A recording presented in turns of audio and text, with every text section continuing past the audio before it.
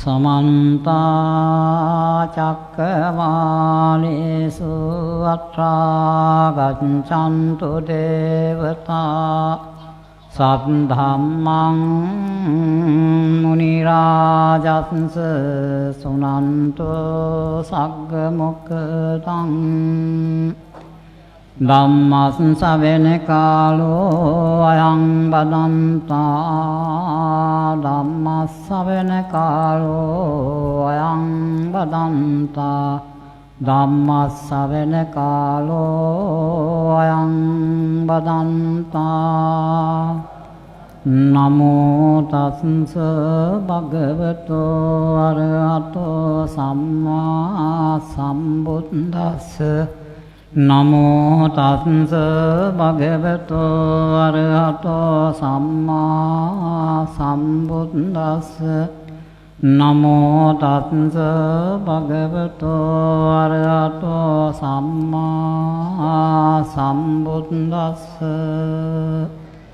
තපෝච බ්‍රහ්මචර්යංච අරිය සත්‍යාන දස්සනං නිබ්බාන සච්චිකිරියාච ඒතං මංගල මුත්තමන්තේ. අපේ පූජනීය මහා සංඝරත්නයන් අවසරයි වාසනාවන්ත පින්වතුනි, බණහනවා කියන කාර්යය ලේසියෙන් සිද්ධ කරන්න බෑ. බණහනවා කියන කාර්ය බොහෝම අසීරු කාර්යයක්. ඒ අසීරු කාර්ය අපි කොහොම හරි පහසෙන් අහන තත්වයට අපි ඉස්සෙල්ලපත් වෙන්න ඕන. අපි බණ ඇසීම කියන කාර්ය ඇසීමෙන්ම පමණක් අපට නිසි ප්‍රයෝජන ලබන්න බෑ ධර්මයේ තුලින්. එහෙම නිසි ප්‍රයෝජන ඇසීමෙන්ම ලැබෙනවා නම් ධර්මයේ ඇසීමෙන්ම ප්‍රතිඵල ප්‍රයෝජන ලැබෙනවා මේ වෙන විට මම හිතන්නේ නෑ මේ කවුරුවත් මේ වෙන විට මගඵල නොලබපු කෙනෙක් ඇතේ කියලා. ඇසීමෙන් පමණ ඒ තරම් බණ ඇහෙනවා. ධර්මයෙන් පිරීචිරීගේ භූමියක් තුලයි බණ ඕනෑම කෙනෙකුට උදේ රාත්‍රී කිසිම වෙනසක් නැතුව අහන්න පුළුවන් පරිසරයක් දැන් තියෙන්නේ. එමනම් ඇසීමෙන්ම පමණක් අපට සෑහීමකටපත් වෙන්න බෑ. අන්න ඒ නිසා අපි අසන ධර්මය ධාරණය කරගන්න ඕන, මතකයේ රඳව ගන්න ඕන. මතකයේ රඳවගත්තට පස්සේ අපට මේ මතකයේ තියාගත්ත ධර්මය ඊළඟට මොකද කරන්නේ? නැවත නැවත මනසිකාර කරමින් ඒ ධර්මයේ තුලින් තමන්ගේ ජීවිතේ දකින්න පුරුදු වෙන්න ඕන. ඒ අවබෝධ කරගත්ත වටහාගත්ත මතකයේ රඳවාගත්ත ධර්මයේ තුලින් තමාදිස හැරිලා බලන විට අන්න තමන්ට දකින්න පුළුවන් ඒ ධර්මයට පාඨහැන දේවල් මගේ ජීවිතය තුළ තියෙනවා. අන්න තියෙනවා දැක්කනම් අන්න එතකොට තමන්ට ඒ දේ ඉවත් කරගන්න පුළුවන්. ධර්මයේ තුලින් තමාදිස හැරී බලමින් තමා තුළින් ඉවත් කරගත්තු ධර්මය හඳුනාගෙන ඉවත් කළ ධර්ම ඉවත් කරගනිමින් තමා තුළ ඇති කරගත යුතු ධර්ම ඇති කරගන්න පුළුවන් වෙන්නේ ධර්මයේ තුලින් තමා දෙස හැරී බැලුවොත්. ඔය කාර්යය අපි හොඳට මතක තියාගන්න ඕන, වටහා ගන්න ඕන. මොකද අපි හැම කෙනෙක්ම ඉගෙන ගත්තේ ලෝක ධර්මය. අපි පුංචි කාලේ උපදින විට ලෝකේ පැවතිච්ච ධර්මය තමයි අපි ඉගෙන ගත්තේ. ඒ ඉගෙනගත්ත ධර්මයට අනුව තමයි අපේ ජීවිතයේ හැම කාර්යයක්ම සිද්ධ වෙන්නේ. බොහෝ විට අපි ඉගෙනගත්ත ධර්මයට අනුව අපි හුරු වෙලා තියෙන්නේ, පුරුදු වෙලා තියෙන්නේ තව කෙනෙක් දෙස බැලීමට. ලෝක ධර්මයේ අපි හුරුව පුරුද්ද ඇති කරගෙන තියෙන තව කෙනෙක් දිහා බලන්න. දැන් මේ ලෝක ධර්ම වලින් යුක්ත සමාජයක ඉපදිච්ච බෝසතාණන් වහන්සේ ක්‍රමක්‍රමයෙන් හුරුුනේ පුරුදුුනේ ලෝක ධර්මයේ ලෝකේ පැවැත්ම සඳහා පවතින ධර්ම වලින් බැහැර වෙන ලෝකෙන් ඈතර වෙන්න ඕන කරන ධර්ම ප්‍රගුණ කරමින්. ඉතින් අපිට නිවන් දකින්න ඒ බුදුරන් වහන්සේ ගිය මඟ ගමන් කරන අපිට ආරම්භ කරන්න ඕනේ. එහෙමනම් මේ සසර ලෝකයට බැඳෙන ධර්ම හඳුනාගෙන ඒ ධර්ම බැහැර කරමින් ලෝකේ මිදෙන්න ඕන කරන ධර්ම Taman තුල ගොඩනගා ගන්න. අනේ ඒ නිසායි මේ එතකොට තථාගත සී සද්ධර්මයෙන් බලන්නේ කාදිහාද? තව කෙනෙක් දෙස නෙවෙයි Taman දෙසයි බලන්නේ. Taman දෙස බලමින් තමා තුළ ඒ ධර්මයට අදාව බලමින් ඊතර වීම සඳහා අවශ්‍ය ධර්මතා සොයසොයා ජීවිතය තුළ ගොඩනගා ගැනීම. ඒකට තමයි අපට ධර්ම.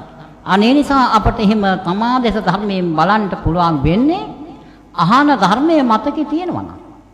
මතකේ රැඳුනේ නැත්නම් අපට ඒ විදිහට බෑ තමා දෙස බලන්න. අනේ නිසා හොඳට බණ ටික අහන්න වගේම ධර්මය කර ගන්න ඕන. ධර්මය කරගෙන ඒ ධර්මය කරගත්ත ධර්මයට අනුරූපව ජීවිතය තුළ ඒ ධර්ම ගොඩනගා ගන්න ඕන. ඒකට අපට බණ අහන්න අවශ්‍ය කරන්නේ. අහන ධර්මයේ විදිහ ගත්තාට පස්සේ අන්න එහෙම බණ ඇහුවොත් තමයි අපට ඒ ධර්මයෙන් නිසි ප්‍රයෝජන ලබන්න පුළුවන්. ඒ නිසා මහ ගැඹුරු ධර්මයක් දේශනා කරන්නට නෙවෙයි අද මම මේ මාතෘකා කළේ. මේ කවුරුත් දන්න කවුරුත් කියවන පොත, තමන්ගේ ගෙදර තියෙන බණ පොත පිරිත් පොතේ මංගල සම්මත කාරණා 38 විග්‍රහ වෙන ඒ මංගල සම්මත කාරණා ඇතුළත් ගාථා ධර්මයක් මාතෘකා. හැබැයි මේ ගාථා ධර්මයේ ඇහෙනකොට පොතපත කියපු අයට කල්පනා වෙන්න පුළුවන් අද හාමුදුරුවෝ මංගල කාරණා අපිව දේශනා කරන්නටයි යන්නේ. නෑ මේ මංගල කාරණා දේශනා කරන්නට නොවේ මම මේ ගාථා ධර්මයේ මාතෘකා කරන්නේ. අපි මේ තුල දකින්නේ මංගල සම්මත කාරණා තමයි. නමුත් මේ මංගල සම්මත කාරණා වලින් ඉදිරියට ගිය ධර්ම කාරණා ටිකක් මේ තුල අපට ගන්න තියෙනවා. අන්න ඒ ටික තුලින් අපි අපේ ජීවිතය හදාගන්න අවශ්‍ය කාරණා කීවිය පැහැදිලි කරන්න තමයි මේ ගාථා ධර්මයේ මාතෘකා කරන්නේ. ගාථා ධර්මයේ කෙටි අදහස ගත්තොත් තපෝච බ්‍රහ්මචර්යංච අරිය සත්‍යාන දස්සනං නිබ්බාන සත්‍ය කිරියාච ඒතම් මංගල මුත්තමං. එතකොට මෙන්න මේ කියන කාරණා ටිකේ මේ තපස කියන කාර්යයත් ඒ වගේම ආර්ය සත්‍ය දර්ශනයත් කියන මෙන්න මේ කාරණා දෙක පිළිබඳව දැනුවත් කිරීමක් මේ අවබෝධයට ගන්නට හැකි ආකාරයට මේ කාරණාවෙන් කෙටි පැහැදිලි කිරීමක් කරන්නටයි මේ මාතෘකාව ලැබුණේ. ඒ නිසා අපි මේ දේශනා කරන කාරණා හොඳින් සිහියේ තබා ගන්න හැකිමන ආකාරයට මොන ටික අහන්න ඕන. මොකද මේ තාම වැදගත් වෙනවා. පොඩා දරුවන් ආදී කොට ඇති මේ පින්වත් පිරිසට මේ ධර්මතා ඉතා වැදගත් වෙනවා. මේ ආර්ය සත්‍ය දර්ශනය කියලා මෙතන කතා කළා. දැන් අපි මුල්ම තපෝච කියන කාර්ය තපස කියන කාර්ය අපි අරගන්නවා මේ ආර්ය සත්‍ය දර්ශනයෙන් පස්සේ. දැන් ආර්ය සත්‍ය දර්ශනය කියන කාර්යයෙන් මේ දර්ශනය මේක බුදුරන් වහන්සේ පෙන්නනවා ආර්ය සත්‍ය දර්ශනය නොකළ නිසා කොමත්ද අපේ සසර ජීවිතවල සිද්ධ වුනේ? අනාදිමත් දීර්ඝ සංසාරේ බෝසතාණන් වහන්සේ අපට දේශනා කරනවා මහණෙනි නුඹලත් මමත් මේ ආර්ය සත්‍ය අවබෝධ කරගත්තේ නැති නිසා නිරේ ඉපදිලා නිර්සත්වයේ හැටියට දුක් විඳපු කාල වසර වලින් නොවේ කල්ප වලින් කිව්වත් කියලා අවශ්‍යම් කරන්න බෑ. එපමණක් නොවේ මහණෙනි പ്രേත ලෝකේ ඉපදිනා දුක් විඳපු කාල වසර වලින් නොවේ කල්ප වලින් කිව්වත් කියලා අවසන් කරන්න බෑ. එපමණක් නොවේ මහණෙනි තිරිසන් ලෝකේ ඉපදිනා දුක් විඳපු කාල වසර වලින් නොවේ කල්ප වලින් කිව්වත් අවසන් කරන්න බෑ. හැබැයි ඉතින් අද අපි මිනිස්සු වෙලා ඉන්නවා. අතීත සංසාරයේ නිරේ නිර්සත්වයේ හැටියට, പ്രേත ලෝකේ പ്രേත සත්වයේ හැටියට, තිරිසන් ලෝකේ තිරිසන් සත්වයේ හැටියට කල්ප වලින්වත් කියලා අවසන් කරන වෙරි කාලයක් ඕවය දුක් විඳලයි අද මේ අපි අපිලා ඉන්නේ. ඇයි අපිට මේ දුක් විඳින්න උනේ? ආර්ය සත්‍ය අවබෝධ කරගත්තේ නැති නිසායි. එහෙම දේශනා කළ බුදුන් වහන්සේ ඊළඟට දේශනා කරනවා මහණෙනි අදත් ආර්ය සත්‍ය අවබෝධ කරගන්නට නොහැකි වුණොත් කුමක්ද වෙන්නේ? මහණෙනි අදත් ආර්ය සත්‍ය අවබෝධ කරගන්නට නොහැකි වුණොත් අනාගතයේ නිරේටපත් වෙනා නිරි සත්‍යෝ හැටියට දුක් විඳින්න වන කාලය කල්පොලෙන් කියලාවත් අවසන් කරන්නට බෑ. අනාගතයේ പ്രേත ලෝකයේ പ്രേත සත්වයේ හැට ඉපදිනා දුක් විඳින්න වන කාල කල්පොලෙන් කිව්වත් කියලා අවසන් කරන්නට බෑ. අනාගතයේ තිරිසන් ලෝකයේ තිරිසන්සයෝ හැටියට ඉපදිනා දුක් විඳින්න වන කාල කල්පොලෙන් කිව්වත් කියලා අවසන් කරන්නට බෑ. ආන්න එහෙමනම් අතීතයේ වින්දා වූ දුක් ඊටාම පැහැදිලිව දේශනා කළා. ආර්ය සත්‍ය අවබෝධ කරගන්න බැරි වෙච්ච නිසා නුඹලටත් මටත් මේ දුක් ටික විඳින්න සිද්ධ වුණා. ඒ නිසා අද ආර්ය සත්‍ය අවබෝධ කරගන්න බැරි වුණොත් නුඹලට නැවතත් මේ දුක් ටික කාල නියමයක් නැතුව විඳින්න සිද්ධ වෙනවා. ඒ නිසා අද ඔබලාගේ ප්‍රධානම කාර්ය වියුත්තේ වෙහෙසගත යුත්තේ වීරිය වැඩි යුත්තේ කොමක් සඳහාද? ආර්ය සත්‍ය අවබෝධය සඳහායි. අද ආර්ය සත්‍ය අවබෝධ කරගන්නටයි බුදුරජාණන් වහන්සේ දැනුවත් කළේ අන් කාර්යයන් වලට වෙහෙස වෙන්න වගේම වීරිය වඩන්න වගේම ආර්ය සත්‍ය අවබෝධය සඳහාත් අපි වීරිය වඩන්න ඕන වෙහෙස ගන්න ඕන. ඒකට ආර්ය සත්‍ය අවබෝධය, ඉතින් ආර්ය සත්‍ය දර්ශනය නොකල නිසා ඒ දුක් විඳින්න අද බැරි වුණොත් අනාගතයේ දුක් නැවත විඳින්න සිද්ධ වෙනවා. එහෙනම් අපි අනාගතේ බිය ඇති කර ගන්න ඕන වර්තමානයේ ආර්ය සත්‍ය අවබෝධය කරා එන්න. දැන් ආර්ය සත්‍ය දර්ශනයට එන්න ඉස්සර වෙන ආර්ය සත්‍ය අවබෝධයට එන්න ඕන. ආර්ය සත්‍ය අවබෝධ කරගත්තේ නැත්නම් අපට දර්ශනයෙන් දකින්න පුළුවන් කමක් නැහැ. ඒ නිසා අවබෝධය තුළ පිහිටලා අපි දර්ශනයට එන්න. එහෙනම් කොහොමද ආර්ය සත්‍ය අවබෝධ කරගන්නවා කියනකොට දැන් මේ ආර්ය සත්‍ය හතරේ අපි අවබෝධ කරගත යුතු ආර්ය සත්‍ය කුමක්ද? දුක්ඛ සමුදය නිරෝධ මග්ග කියන මේ ආර්ය සත්‍ය හතරෙන් අපි අවබෝධ කරගත යුතු ආර්ය සත්‍ය තමයි දුක්ඛාර්ය සත්‍ය. ඒ වගේම අපි ප්‍රහීන කළ යුතු ආර්ය සත්‍ය තමයි සමුදය ආර්ය සත්‍ය. අපි සාක්ෂාත් කළ යුතු ආර්ය සත්‍ය තමයි නිරෝධ ආර්ය සත්‍ය. අපි වැඩි යුතු ආර්ය සත්‍ය තමයි මාර්ග සත්‍ය.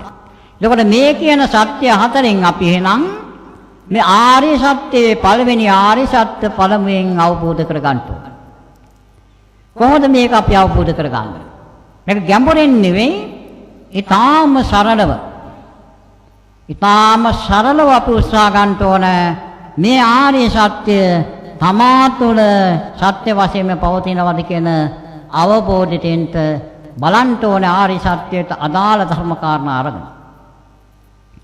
ඒ කියන්නේ දුක්ඛාර්ය සත්‍ය පිළිබඳ අපට අවබෝධයක් ලබන්නට නම් ඒ දුක්ඛාර්ය සත්‍ය පිළිබඳව දේශනා කළා වූ දහම් කරුණු අරගෙන තමන්ගේ මේ පංච උපාදානස්කන්ධයක ගලපලා බලන්න ඕන මේ තුල සත්‍ය වශයෙන් මේ කියන සත්‍යය පවතිනවද කියලා.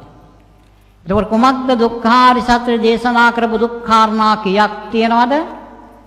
දැන් දුක්ඛාර්ය සත්‍යයේ දේශනා ප්‍රධාන දුක්ඛාට ගත්තට පස්සේ ජාතිපි දුක්ඛා, ජරාපි දුක්ඛා, ව්‍යාධිපි දුක්ඛං, ව්‍යාධිපි දුක්ඛා, මරණම්පි දුක්ඛං, අප්පේ සම්පයෝගෝ දුක්ඛෝපේ විප්පයෝගෝ දුක්ඛෝ යම් පිච්ඡං නලබති තම්පි දුක්ඛං සංකිට්ඨේන පංච පාදානස්කන්ධා දුක්ඛා.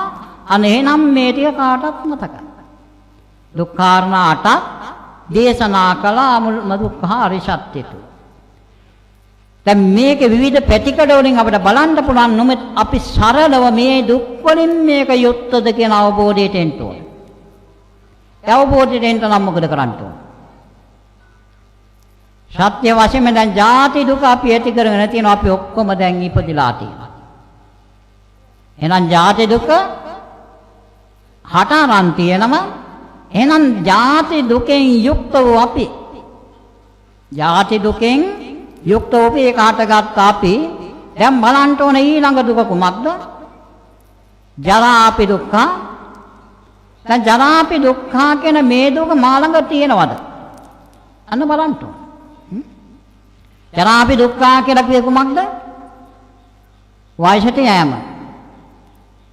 වයසට යන එක. දැන් හිතලා බලන්න. මම මේ දුකෙන් යුක්තද නැද්ද කියලා තමන් හිතලා බලන්න. මේක මහා ගැඹුරු ඥානයක්, ගැඹුරු නුවණක් අවශ්‍ය කරන්නේ නැහැ. ඒක මේ ධර්මය අරන් ගලපලා බලන්න කියලා කිව්වේ. මේ වයසට යන ස්වභාවය, ජරාවටපත් වෙන ස්වභාවය මේ තුල පවතිනවද? ඕනම කෙනෙකුට ඒක වටහා ගන්න අසීරු නැහැ. අපි හැම කෙනා උපන්නේ පුංචි බිලින්දෙක් හැටියට මව් කෙනෙකු විසින් මේ ලෝකෙට තා කුඩා බිලින්දෙක් හැටියට උපන්න අයයි මේ ඔක්කොම. දැන් මේ නොයේක් තරාතිරම් වල අය බවටපත් වෙලා හිසකේ සුදු වෙලා දත් වැටෙලා හැම රැලි වැටෙලා මේ ඉන්න ස්වභාවයට අපි දකින්නේ මේ වෙනස් වීම නිසා. මේ ජරාවටපත් වීම නිසා. එහෙනම් මේ දුකෙන් අපි මිදිලාද? හිතලා බලන්න. අපි කවුරුවත් ජරා දුකෙන් මිදිලා නැහැ. එහෙනම් ජරා දුක දකින්න පුළුවන් Taman තුල. දුක්ඛාර සත්‍ය ගලපනවායි කිව්වේ ඒකයි. මේ දුකෙන් යුක්තද?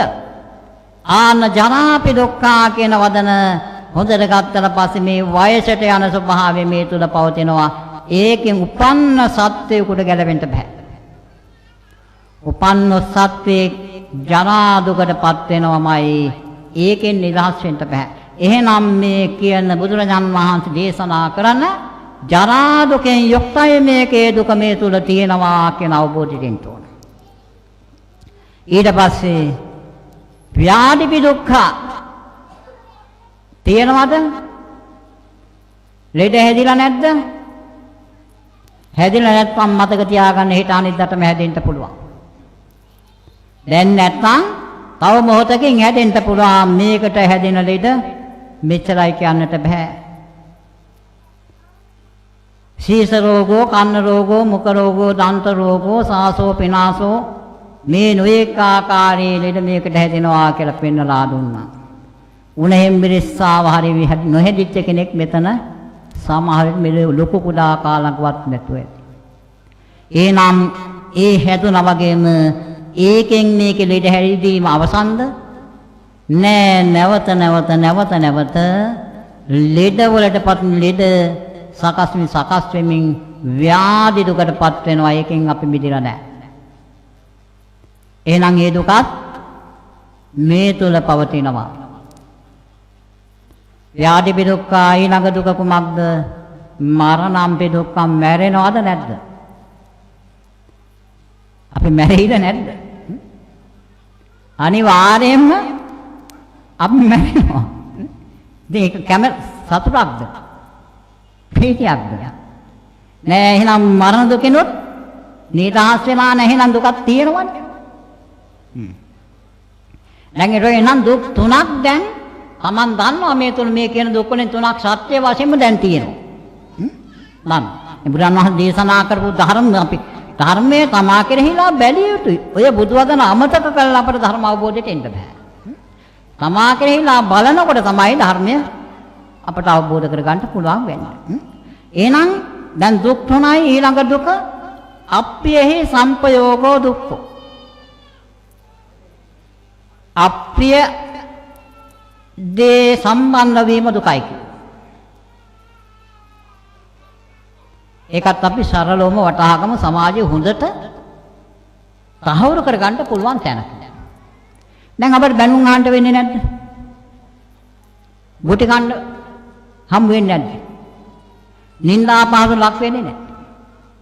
ඉතින් මේ තුනම හොඳටම ඇතිනේ අප්‍රිය සම්පයෝග දුක. කවුරු හරි බනිනවා නම් Tamanට සතුටක්ද ඇති වෙන්නේ? දුකක්ද? කවුරු හරි ගහනවා නම් සතුටක්ද දුකක්ද? අප්‍රිය දේ ලැබීම දුකයි. තව තියෙනවා බොහෝ දේවල්. දැන් මම වයසට යන්නේ නැතුව ඉන්න පුළුවන් නම් ඒක හොඳයි කියලා හිතනවා. නමුත් වයසට යනවානේ. බලාපොරොත්තු ලැබෙන්නේ. මෙතන අප්‍රිය සංපයෝග දුක කවුරුවත් කැමති නෑ තමන්ගේ මේ ශාරීරික වර්ණය වෙනස් වෙනවට. නමුත් වෙනස් වෙනවා. ප්‍රිය දේ නැති වෙන. එහෙනම් අප්‍රිය සංපයෝග දුක අපි කවුරුවත් මිදලා නෑ. ඒකිනුත් යුක්තයි. ප්‍රිය දේ අහිමි වෙනවා. ඒ දුක අපි සමාජයේ බැසගෙන තියෙන තැනින් ඒක අරගත්තට පස්සේ දැන් තමා කරේ කලපලා ගන්න පුළුවන්. තමන් යම්කිසි ආකාරයකින් දැන් තමන් ප්‍රිය කරනවා තමන්ගේ හිසේ කෙස් ටිකට. නමුත් ඒ කෙස් ටික හොඳට අලංකාර තියා නමුත් කෙස් ටික සුදු වෙනවා. දුකයි. කළු වෙනට කැමති නැහැ. ඒ වගේ දැන් ප්‍රියදී කිව්වට ළඟින්ම ගත්තට පස්සේ අපි මේ ලෝකෙට දසමාසයක් කුසේ තියාගෙන අප්‍රමාණ දුක් පීඩා විඳලා අපිව මේ ලෝකෙට බිහි කළා ලේ ටික කිරි කළා පොපු දයාබර මෑණියන් මරණයටපත් වුණොත් දුකද සැපද? අප්‍රමාණ දහඩිය වගුරුවලා අවුවට වේලිලා වැස්සට තෙමිලා බර ඇදලා හරි යමක් හරියම්බ කළා අපිව පෝෂණය කරපු පියා මඩපත් වුණොත් දුකද සැපද? දුකයි. තමන්ට තමන්ගේ දයාබර දුවෙක් පුතෙක් අහිමි වුණොත් දුක. මේවට මේ ප්‍රිය විප්‍රයෝග දුකෙන් අපි මිදලා නැහැ. ඒ දුකක් තියෙනවා. ඉතින් බලාපොරොත්තු දේ නොලැබී මේ දුක විඳලා නැද්ද? මේ වෙන විටත් අප්‍රමාණ විඳලා ඇති. තම තමන් බලාපොරොත්තු වෙන දේවල් යම් දේවල් බලාපොරොත්තු වෙලා වියදම් කරනවා. නමුත් අවසාන ප්‍රතිඵලය වෙන්නේ බලාපොරොත්තු ඔක්කොම ශූන්‍ය වෙනවා. දරුවෝ වියදමත් නිකරුණේ නාස්ති වෙලා යනවා. එතෙන්දී අප්‍රමාදයකටපත් වෙනවා.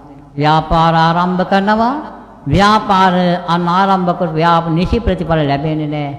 දුකටපත් වෙනවා. එහෙනම් බලාපොරොත්තු දේවල් නොලැබී යෑමේ දුකිනුත් යුක්තයි. අපි එකෙන් මිදලා නැහැ.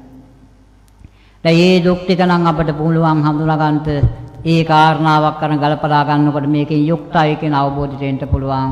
ඊට මේ පංච උපාදානස්කන්ධ දුක කොහොමද හඳුනාගන්නේ? දැන් පංචස්කන්ධයේ දුක දැන් මේ දුක් තියෙනවා මේ පංචස්කන්ධ තුන මේ දුක් තියෙන්නේ. දැන් පංච උපාදානස්කන්ධයම දුකයි කියුවා. පංච උපාදානස්කන්ධයම දුකයි කියුවා. දැන් උපාදානස්කන්ධයලා තියෙන පංචස්කන්ධයේ දුක බලන්න ඕන. දැන් මේක පවත්වන්න මොනවද ඕන? මේක පවතිනවද ආහාර ටික නැත්තම්? පවත්වන්න ආහාර ටික ඕන. ඇඳුම් ටික ඕන. නිවසක් ඕන. මේක පවත්වන්න ආහාර ටික ඇඳුම් ටික නිවස ඕනකම තිබුණාට නිකන් ලැබෙනවද? ලැබෙන්නේ නැහැ. හොයන්න ඕන. හොයන්න කය මනස දෙක වෙහෙසටපත් කරන්න ඕන. රැකියා කරන්න ඕන. ගොවිතැන් කරන්න ඕන. වෙළඳාම් කරන්න ඕන. එතකොට මේ හැම එකක් පාසාම විඳින්නේ සැපද? නෑ දුක. මේ පවතින පංචස්කන්ධයේ හේතු කරන ওই දුක් ටික විඳිනවා. මේ දුක් ටික විඳ උපතේ ඉඳලා මරණය දක්වාම ආහාර ටික හොයන්න දුක් විඳිනවා. ඇඳුම් ටික හොයන්න දුක් විඳිනවා. නිවස හදාගත්ත නිවසේ තමන්ගේ ජීවිතේ අහිමි වෙනකන් වැඩ කරනවා. හදාගත්ත නිවස හදාගෙන ඉවරට පස්සේ වැඩ ඉවර නෑ. නිවසට ඇතුල් වෙච්ච තැන දවසක් වැඩ කරන්න උදේ අවදි වෙච්ච තැන ඉඳලා නිවසක දිනපතා කරන්න තියෙන වැඩ ටික සිහියෙන් කරලා බලන්න සමහර විට දාම නිවස අතහැරලා යන්න පුළුවන්. ඒ තරම් වැඩ කොටසක් දිනපතා නිවසක තියෙනවා. එහෙනම් මේ එකක්වත් මේ එක දුකක්වත් අවසන් වෙන්නේ නෑ. තමන්ගේ ජීවිතේ අවසන් වෙනවා අර දුක් ටික ඉතුරු වෙනවා. ඊළඟට උපාදානස්කන්ධ දුකට එනකොට දැන් අපි මේක නිකන් තියාගෙන අර දුක් විඳින්න නිකන් තියන්නේ නෑනේ. තව පංච උපාදානස්කන්ධත් හදනවා. හදන උපාදානස්කන්ධය මොකද කරන්නේ? මේක අහිමි වෙනකොටම තව එකක් හට ගන්න. අපි සකස් කරලායි තියෙන්නේ. මේක අතහරිනකොට ලං කර ගන්න තව එකක් මේ දැන් හදනවා. ඔය ටික අපි කරන්නේ. චක්කුම් පටිච්ච රූපේසු චක්කු විඥානං තින්නම් සංකති පස්සෝ පස්සපච්චය වේදනා වේදනා පච්චය තණ්හා තණ්හා පච්චය උපාදානං උපාදාන පච්චය භව භව පච්චය ජාති ජාති පච්චය ජරා මරණ ශෝක පරිදේව දුක්ඛ දෝමනස් උපායාසා සම්භවಂತಿ කුමක්ද ඒ කරන්නේ අපි ඇසින් රූපයක් බලනවා ඒ ඔස්සේ මේ හැදුවේ කුමක්ද හේතුඵල ධම පටිච්ච සමුප්පාදය ඇසින් රූපයක් ග්‍රහණයට ගත්තද ඒ මොහොතේ ඉඳලා සකස් වෙන්නේ පංච උපාදානස්කන්ධය පටිච්ච සමුප්පාදය කියන්නේ අපුරු දෙයක් නෙවෙයි පංච උපාදානස්කන්ධ හේතුඵල ධම කියලා කියන්නේ එතකොට එහෙනම් අපි ඇස ප්‍රවේට අරගෙන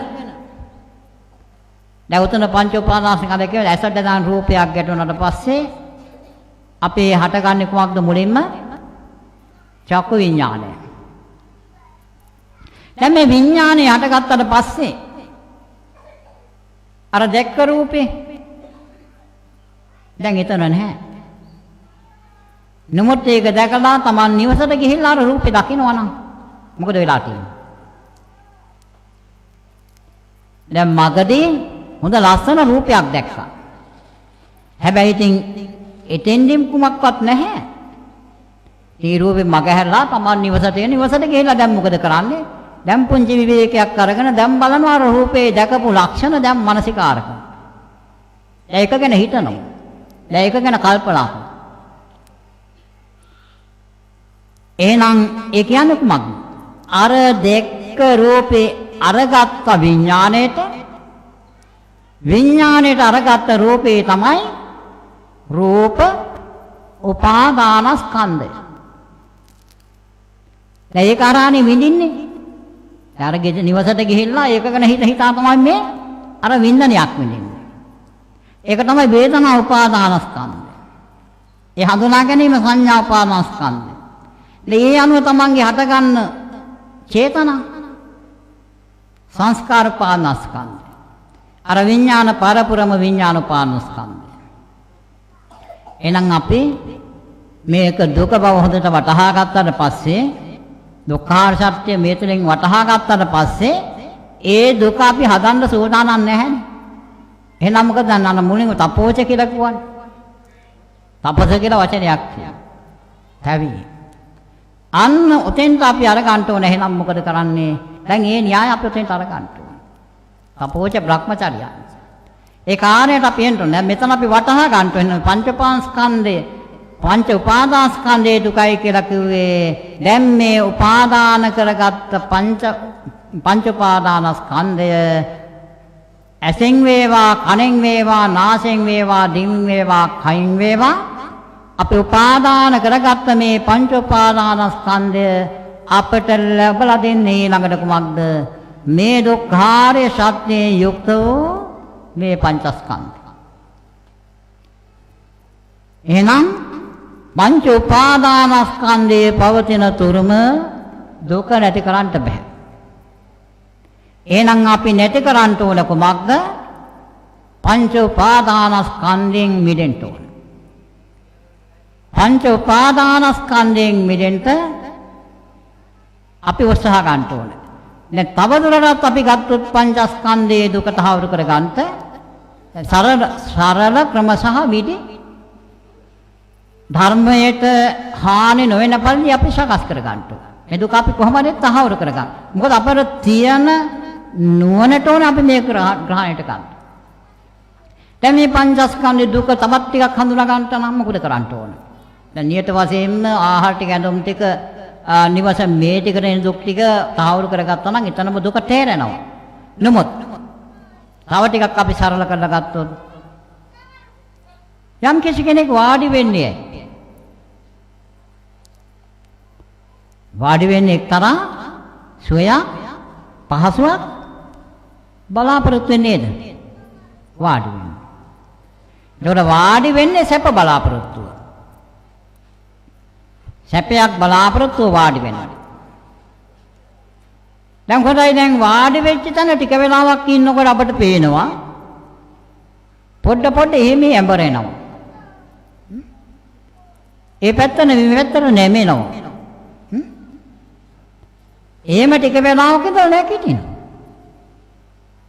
දැන් මෙතන සැප බලාපොරොත්තුෙන් සැපයක් බලාපොරොත්තුව වාඩි වෙච්ච කෙනා එතන සැප තිබුණා නම් නැගිටිනවද? නැගිටින්නේ නැහැ. මේ වාඩි වෙලා ටික වෙලාවක් ඉන්නකොට මේකේ ස්වභාවය හඳුනා ගන්න ඕනේ. මේකේ ප්‍රකෘති ස්වභාවයම දුක. ප්‍රකෘති ස්වභාවයම දුක. දැන් අපි වාඩි වුණා දැන් වාඩි වෙලා ඉන්නකොට මේකේ ප්‍රකෘති ස්වභාවය ටික ටික මතුවෙනවා. වේදනා දැනෙන්න ගන්නවා. දැවීම් ඇති වෙනවා. කැසීම් ඇති වෙනවා. ඒව හට ගන්නකොට අපි මොකද කරන්නේ? ඒකෙන් මිදෙන්න අපි නැගිටිනවා. ඉරියව් වෙනස් කරලා නැගිට්ටා. දැන් අතන දැන් අපහසුතාවය දැනෙන්නේ නැහැ. දැන් නැගිටලා ඉන්නවා. දැන් මෙතන නැගිටලා ඉන්නකොට ඔය ඉරියව්වෙත් යම් යම් වේදනා හට ගන්නකොට මොකද කරන්නේ? ඉරියව්ව වෙනස් කරලා ඇවිදිනවා. ඉරියව්ව වෙනස් කරලා ඇවිදිනවා. දැන් මෙතන හිටගෙන හිට එතන සැප නැහැ. දැන් ඇවිදිනවා. දැන් එතන තියනවද සැප? දැන් ඇවිදීම සැප නම් කවදාවත් නතර වෙන්නේ නැහැ. ඒ සැපේ විඳිනවා. අය අපි කොහොම සැපේ හොයන්නේ සැපේට කැමති. ඉරියව්වෙ ටික වෙලාවක් ඇවිදිනකොට වේදනා පීඩා ඇති වෙනවා. අන්න මොකද කරන්නේ? ඇඳට වෙලා නිදා ගන්න. දැන් වාඩි වුණා සැප බලා එතන සැප නැහැ. නැගිට්ටා එතන නැගිටලා හිට එතනත් සැප නැහැ. ඇවිද්දා ඇවිදින තැනත් සැප නැහැ. දැන් නිදාගෙන බලනවා මෙතනවත් සැප තියෙයි. දැන් නිදාගෙන ඉන්නවා. නිදාගෙන එකපත් නිදාගෙන ඉන්නකොට මොකද වෙන්නේ? එතනත් දැනෙන්න ගන්නවා පීඩාවන්. හැබැයි ඔය ටික බලන්න ඕන යෝනිසෝ මනසිකාරය. නුවණින් බලන්න ඕන. සිහියෙන් හා යෝනිසෝ මනසිකාරයෙන් බලන්න ඕන. දැන් නිදාගෙන හිටියා. ඒ නිදාගෙන හිටිනකොට ඉඳාගත්ත පැත්තේ ටිකට දැවිලි හැදෙනවා, කැසිලි හැදෙනකොට මොකද වෙන්නේ? අනිත් පැත්තට හැරෙනවා. ඒ පැත්තටත් හැරිලා නිදාගෙන ඉන්නවා. ඒ පැත්තෙත් අර වගේමයි ඊට පස්සේ පීඩා දැනෙනවා. පීඩා දැනෙනකොට යම් ප්‍රමාණයක් නිදා ගන්න ඉරියව් තියෙනවද? ඒ සෑම ඉරියව්වක්ම බලනවා කොතනකවත් නැහැ සැප නැගිටිනවා. අන දැන් හොඳට තහවුරු කර ගන්න ඕන. දැන් අපි සැප පහසුවක් බලාපොරොත්තුෙන් අපි වාඩි වුණා. දැන් මං කියව මේක ප්‍රකෘති ස්වභාවම දුකයි කියලා. දැන් මේ වාඩි වෙලා ඉන්නකොට මේ ඇයි මේ දෙවියන් තැමී හිටගෙන අර ප්‍රකෘති ස්වභාවය මතුවෙනවා.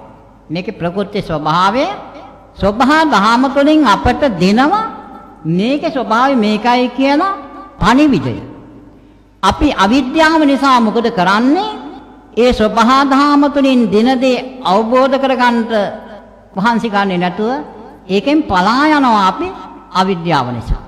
දැන් මෙතනින් මේ බලන්න ඕන දැන් වාඩි වෙච්ච ඉරියව්ව තුළ මේ ස්වභාව දහමෙන් තුළින්ම අපට දෙන මේකේ ප්‍රවෘත්ති ස්වභාවයේ මතුවෙනකොට අපි උත්සාහ කරන්න කොමක්ද? මෙතනින් නැගිටලා පලා යෑම නෙවෙයි. ඒ ඉන්න ඉරියව්ව තුළ හොඳට සිහියෙන් හා යෝනිසෝ මනසිකාරයෙන් විමසමිසා බලන්න ඕන මේ ඉරියව්ව තුළ කුමන ආකාරයේ වේදනා හට ගන්නවද? ඒ ඉරියව්ව තුළ හට ගන්න සියලුම වේදනා හොඳින් යෝනිසෝ මනසිකාරයෙන් තමන් වටහා ගන්න ඕන, අවබෝධ කර ගන්න. අවබෝධ කරගෙන අවසන් වෙලා බොහෝ වෙලාවක් ඉරියව්ව පවත්වන්න ඕන.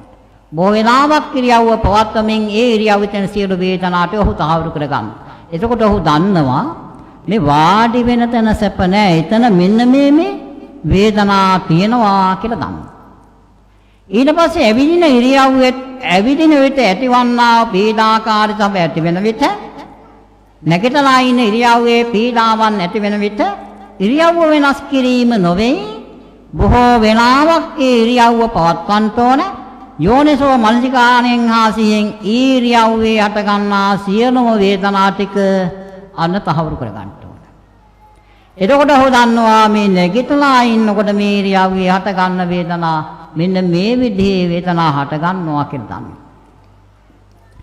ඊළඟට ඇවිදින ඉරියව්වේ ඇවිදිනකොට ඇති වෙන වේදනා ඇති වෙනකොට ඉරියව්ව වෙනස් කිරීම නෙවෙයි.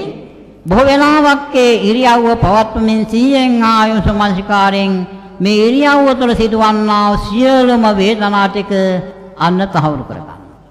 ආන්න ඊට පස්සේ නිදා ගන්න ඉරියව්වත් නිදාගෙන ඒ නිදා ගන්න සෑම ඉරියව්වක්ම හොඳට නුවණින් හා සිහියෙන් නිරීක්ෂණය කරන්න ඕන. යෝනිසෝ මනසිකාරයෙන් මේ නිරීක්ෂණය කළා නිදා ගන්න සෑම ඉරියව්වක් තුළම හට ගන්න වේදනා හොඳින් තහවුරු කර ගන්නට ඕන. මෙතන එකම වේදනාවක් නෙවෙයි. විවිධ ආකාරයේ වේදනා Tamanට හසු කර ගන්නට පුළුවන්. ඔය ඉරියව් යෝනිසෝ මනසිකාරයෙන් විමසා බලන විට. එතකොට අන්න මේ දේ ඔක්කොම නිරීක්ෂණය කරගෙන ඉවර වෙලා වාඩි වෙලා ඉන්න ඉරියව්ව නිරීක්ෂණය කරගන්න මේ විදිහට වාඩි වෙලා ඉන්න නැගිටලා ඉන්න ඇවිදින නිදා ගන්න ඉරියව් හතර නිරීක්ෂණය කළා බලනවා. දැන් අපිට මේක පවත්වන්න වෙන ඉරියව්වක් නැහැ. මේක පවත්වන්න වෙන ඉරියව්වක් නැහැ. දැන් ඕක බලනවා. දැන් වාඩි වෙලා ඉන්නකොට ඒ ඉරියව්ව තුළ මේකේ හට ගන්න වේදනාව මෙහෙමයි. එහෙනම් මෙතන සැප නැහැ. දැන් නැගිටලා ඉන්නකොට ඉරියව්ව තුළ හකස් වන්නා වේදනාව මෙහෙමයි. එතනත් සැප නැහැ, එතනත් දුක.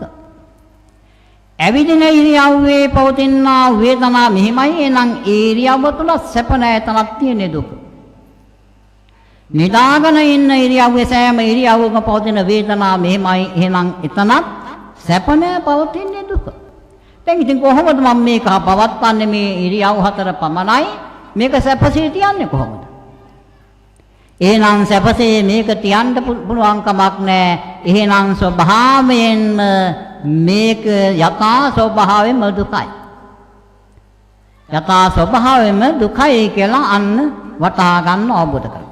ඒ ඉතින් මේ යථා ස්වභාවය හොඳට මේක හොඳින් වටහාගෙන අවබෝධ කරගෙන අන්න එතකොට ඔහු මේ දුක්ඛාරය සත්‍ය පිළිබඳ මේකේ කරුණාකාන හොඳින් බලාගෙන යනකොට දුක්ඛාරය සත්‍ය පිළිබඳ සාමාන්‍ය අවබෝධයකට එනවා. දැන් සාමාන්‍ය අවබෝධයකට ඇවිල්ලා දැන් ඊට පස්සේ තමන්ගේම මේ ජීවිතේ තව කෙනෙකුගේ ජීවිතේ නෙවෙයිනේ දැන් මේ ධර්ම තුලින් මේ බලබලාගේ මං කියන්නේ තමන් දෙස හැරි බලන්න කියලා. ඒ තමන් දෙස බැලුවේ ධර්මයෙන් තමා දෙස හැරි බලලා තමයි මේ ධර්මතාව ටික මේ තුල පවතිනවායි මේක දුකයි කියන අවබෝධයට ආවා.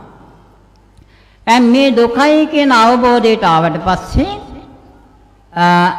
ඊළඟට දැන් මේක දුකයි කියලා අවබෝධ කරගන්නකොට මේක දුකයි කියලා අවබෝධ කරගත්තට පස්සේ තමයි ඔහු ඊට පස්සේ වල මේ දුකෙන් මිදෙන්න නම් මොකද කරන්න ඕනේ? මේ දුකෙන් නිදහස් වෙන්න නම් මිදෙන්න නම් මේක හට ගන්න හේතුව අපි හොයන්න ඕනේ. එතකොට අපිට එන්න වෙනවා සමුදය සත්‍ය කරා අපිට එන්න වෙනවා මේක නැති කරන්න. මේකෙන් මිදෙන්න. දැන් එතකොට මෙන්න මේ විදිහට මේ ආර්ය සත්‍ය දර්ශනයට එන්න අපි ඔය අවබෝධයට එන්න ඕන ඉස්සෙල්ලා. මේ අවබෝධයට ඇවිල්ලා ආර්ය සත්‍ය දර්ශනය කරා යන්න නම් අපි තව ඉදිරි ගමනක් යන්න ඕන.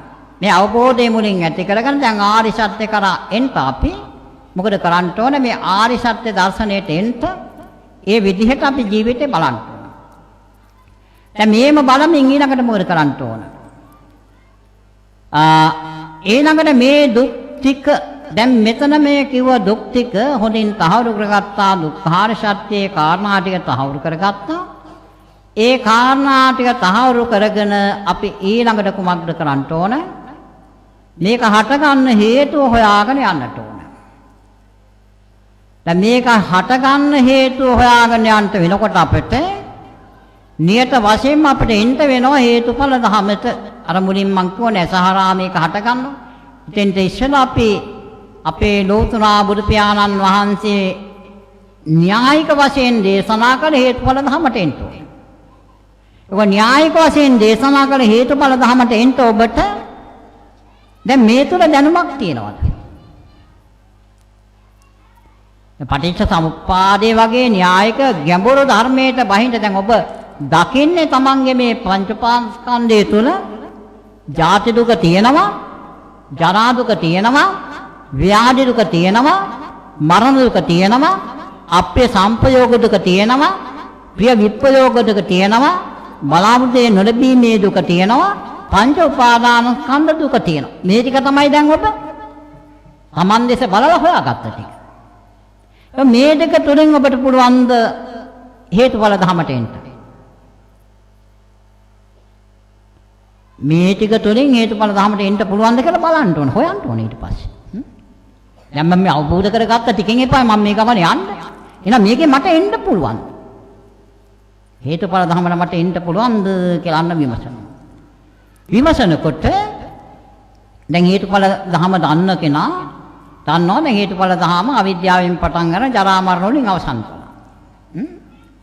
අන්න දැන් බලන්න මේ හේතුඵල ධමේ පැහැදිලි කරපු කාරණා 12ට අදාළ ධර්මතා මේ දුක්ඛාරි සත්‍යයේ කාරණා ටික තුල තියෙනවා. අන්න හොයන. අන්න එතකොට ඔබට අහුවෙනවා ජරාපි දුක්ඛා කියන වචන. ජරා දුක. එතකොට ඒකෙම අහුවෙන ඔබට මරණ අම්පි දුක්ඛං කෝ බුදුවදන.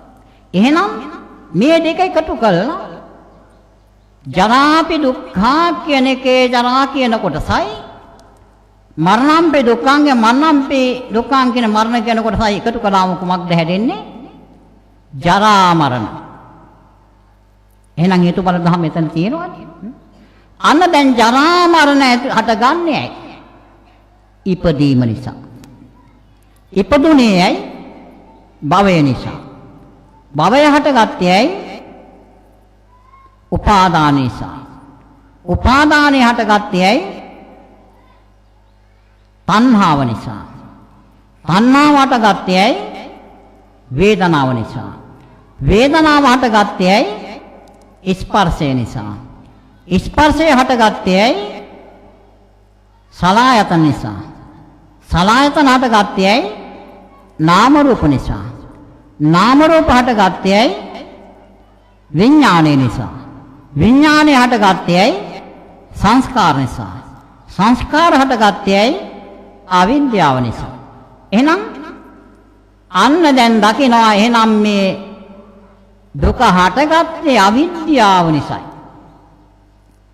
ජරා මරණ බැඳගෙන ආවා න්‍යායාත්මක හේතුඵල ධම දිගේ ආවා ජරා මරණ වල ඉඳලා අවිද්‍යාව දක්වා ආවා. ඒක අවිද්‍යා පත්‍ය සංකාර සංකාර පත්‍ය විඥාන අන්න න්‍යායත් එතන පටන් ගන්නවා. දැන් එහෙනම් මොකද කරන්න ඕන? මේ දුකෙන් මිදෙන්න මොකද කරන්න ඕන? අවිද්‍යාවෙන් අපි මිදෙන්න ඕන. දැන් මේ අවිද්‍යාවෙන් මිදෙන්න නම් අපි මොකද කරන්න ඕන? අවිද්‍යාවෙන් මිදෙන්න නම් මොකද කරන්න ඕන? අවිද්‍යාවට හේතුව කුමක්ද කියලා හොයන්න ඕන. කුමක්ද අවිද්‍යාවට හේතුව?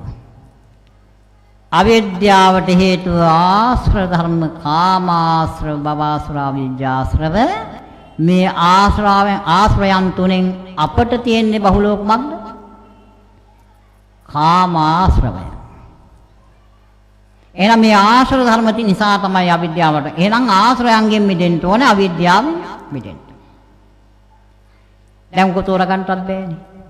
දැන් කාමාශ්‍රව භවශ්‍රව අවිද්‍යාශ්‍රව කියලා මේ මහා ගැඹුරු වචන වලින් කිව්වට මේ සාමාන්‍ය නුවණකට හසු කර ගන්න බෑ.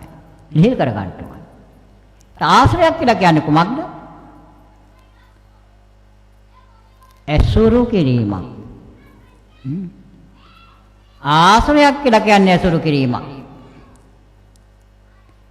යමක් ඇසුරු කිරීමෙන් යම් ධර්මයක් හට ගන්නවද? අන්න ඒක ආශ්‍රව ධර්මයක්. අන්න දැන් ලේසි. දැන් ආශ්‍රයක් නම් ආශ්‍රයක් හැදෙන්නේ ඇසුරු කිරීමකින් නම් කාමාශ්‍රය වේවා භවශ්‍රය වේවා අවිජ්ජාශ්‍රය වේවා ඇසුරකින් නම් හටගන්නේ. මම මේ ජීවිතයේ ඇසුරු කරන දෙයක් තියෙන්නේ නැහැ. මොනවද ඇසුරු කරන්නේ? මේ ජීවිතයේ මොනවද අපි ඇසුරු කරන්නේ? ඇස රූපේ ඇසුරු කරනවා. රූප තණ්හාව නැමැති ආශ්‍රය හට ගන්නවා. හේතුයෙන් අවිද්‍යාව හට ගන්නවා, සංස්කාර හට ගන්නවා. මෙන්න හේතුඵල ධම සකස් වෙනවා, පංචමං සකස් වෙනවා. කන හඬ ඇසුරු කරනවා ශබ්ද තෘෂ්ණාව නැමැති ආශ්‍රය හට ගන්නවා ඒ හේතුවෙන් අවිද්‍යාව හට ගන්නවා ඒ හේතුවෙන් සංස්කාරන්න නැවත නැවත මේ දුක සකස් වෙනවා නාසයේ ගන්ධය ඇසුරු කිරීමෙන් ගන්න තෘෂ්ණාව නැමැති ආශ්‍රය හට ගන්නවා ඒ හේතුවෙන් අවිද්‍යාව හට ගන්නවා අන්න දිගටම මේ දුක සකස් වෙනවා දිව රසය ඇසුරු කිරීමෙන් රස තෘෂ්ණාව නැමැති ආශ්‍රය හට ගන්නවා ඒ හේතුවෙන් අවිද්‍යාව හට ගන්නවා අන්න නැවත දිගටම මේ දුක හට ගන්නවා කය ස්පර්ශ නැත්නම් පොට්ටබ්බේ ඇසුරු කිරීම පොට්ටබ්බ තෘෂ්ණාවනේ ආශ්‍රය හට ගන්නවා ඒ හේතුවෙන් අවිද්‍යාව හට ගන්නවා අන්න නැවත නැවතත් මේ දුක හට ගන්නවා සිත ධර්මයේ ඇසුරු කිරීමෙන් ධම්ම තෘෂ්ණාවනේ ආශ්‍රය හට ගන්නවා ඒ හේතුවෙන් අවිද්‍යාව හට ගන්නවා නැවත නැවතත් මේ දුක හට ගන්නවා එහෙනම් දැන් ඔබට හට ගන්න කොතනින්ද කියලා හරියට දැන් තේරෙන්න ඕන මේ දුක සකස් වෙන්නේ කොහෙන්ද කවුද හදන්නේ හොඳට තෝරගන්න පුළුවන් එහෙනම් මේ ටික හදන්නේ අන් කවුරුවත් නෙමෙයි තමන් විසින්ම තමන්ගේ ඇස කන නාසය දිවකය හිත හරහා තමයි මේ දුක මොහොතක් පාසා සකස් කරන්නේ එහෙනම් අන්න උත්සාහ ගන්න ඕන මහන්සි ගන්න ඕන කුමකටද දැන් අපිට පුළුවන් ද ඇස ප්‍රවේශ ගන්නේ නැතුව කන ප්‍රවේශ ගන්නේ නැතුව නාසය ප්‍රවේශ ගන්නේ නැතුව දිව ප්‍රවේශ ගන්නේ නැතුව කය ප්‍රවේශ ගන්නේ නැතුව සිත ප්‍රවේශ ගන්නේ නැතුව අපිට මොනවද කරන්න පුළුවන්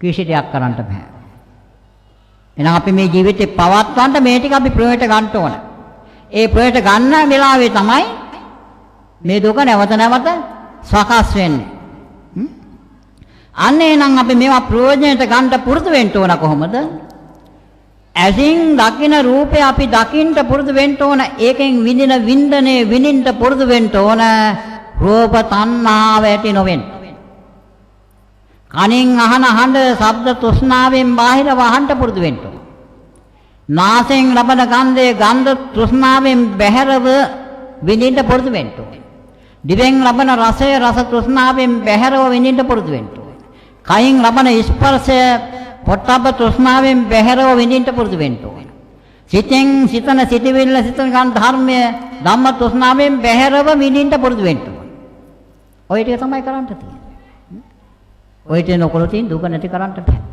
ආන්න ඒකට දිව ධර්මයේ තමයි තපෝච බ්‍රහ්මචර්යාංච තපස කියලා කිව්වේ කුමක්ද? තපස කියලා කිව්වේ මේ ඇස කන නාසය දිවකය හිත මෙන්න මේ ටික සංවර කර ගැනීම. බ්‍රහ්මචර්යාව කිව්වේ මෙතන කුමක්ද? හැබැයි මෙතන බ්‍රහ්මචර්යාව කියලා කිව්වේ මේ ගාථා ධර්මයේ තියෙන බ්‍රහ්මචර්යාව කියලා ඒක අනගාරීය බ්‍රහ්මචර්යාව. ඒක දැන් ඒක නෙවෙයි අපිට ගැලපෙන්නේ මෙතෙන්ට. නියම බ්‍රහ්මචර්යාව කියන ආර්ය අෂ්ටාංග මාර්ගය. අනගාරීය බ්‍රහ්මචර්යාව කියලා මේ ජීවිතේ කවදාවත් ලෝකාමිෂයෙන් සතුට වෙච්ච කෙනෙක් නෙවෙයි. ලෝකාමිෂේ මුළු ජීවිතේම ලෝකාමිෂය බුද්ධ විඳ කෙනෙක් නෙවෙයි. ඒක තමයි මුළු ජීවිතේම අනගාරියයි. අනගාരിക බ්‍රහ්මචර්යාව කියලා කියන්නේ. ඒ අනගාരിക බ්‍රහ්මචර්යාව නෙවෙයි අපිට අවශ්‍ය කරන්නේ ශාසන බ්‍රහ්මචර්යාව කියලා කිව්වේ. බ්‍රහ්මචර්යාව පිළිදෙන්න කිව්වේ කුමක් සඳහාද? ආර්ය අෂ්ටාංග මාර්ගය.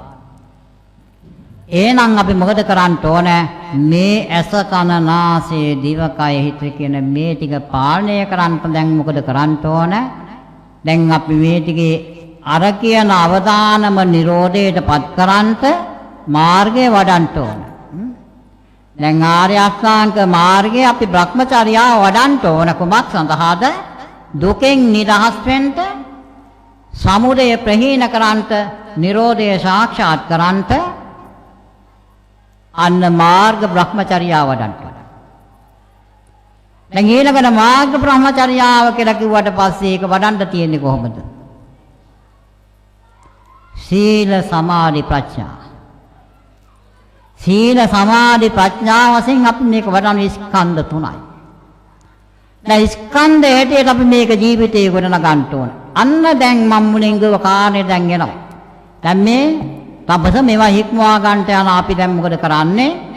දැන් ඇස කන නාසය දිවකය හිත මේවා ඔක්කොම අපි හික්මවා ගන්න ඕන. ඒ වයින් අර ආශ්‍රය ඇති නොවන තත්ත්වෙට මේවා පත් කර ගන්න ඕන. ඒ පත් කර ගන්න නම් අපි මුල් පියවර හැටියට මොකද කරන්න ඕන? සීල, සමාධි, ප්‍රඥා කියන මේ ශිෂ්‍යාත්‍රයේ ජීවිතේ වඩාගෙන යන්න ඕන. දැන් මෙතන පළමුවෙන්ම අපි ගොඩනගන්න ඕන කුමක්ද? දැන් සීල ස්කන්ධයට අවශ්‍ය අංග ටික මොනවද? ආර්ය අෂ්ටාංග මාර්ග කවුරුද දන්නවද? මොනවද සීල ස්කන්ධයට අදාළ අංග ටික? සම්මා වාචා, සම්මා කම්මන්ත, සම්මා ආජීව. එහෙනම් මුලින්ම කළ යුත්තේ කුමක්ද? සම්මා වාචා කියන මාර්ගාංගයෙන් යුක්ත වෙන්න ඕන. කවදාවත් බොරුවක් කියන්න බෑ, කේලමක් කියන්න බෑ, පරස වචනයක් කියන්න බෑ, හිස් වචනයක් කියන්න බෑ. අංගයක් විදිහට සකස් වුණා. කවදාවත් ඒ අංගයෙන් දැම්මම යුක්තයි කියන්න පුළුවන්. කවදාවත් බොරුවක් කියන්නේ නෑ, කේලමක් කියන්නේ නෑ, පරස වචනයක් කියන්නේ නෑ, හිස් වචනයක් කියන්නේ අන්න පළවෙනි සීල ස්කන්ධේ පළවෙනි අංගය හදාගත්තා. ඊළඟට 2 සම්මා කම්මන්ත. මේ අංගය හදාගන්න මොකද කරන්න ඕන? ප්‍රාණඝාතයෙන් වළකින්න ඕන, අදත්තාදානයෙන් වළකින්න ඕන, මිත්‍යාචාරයෙන් වළකින්න ඕන.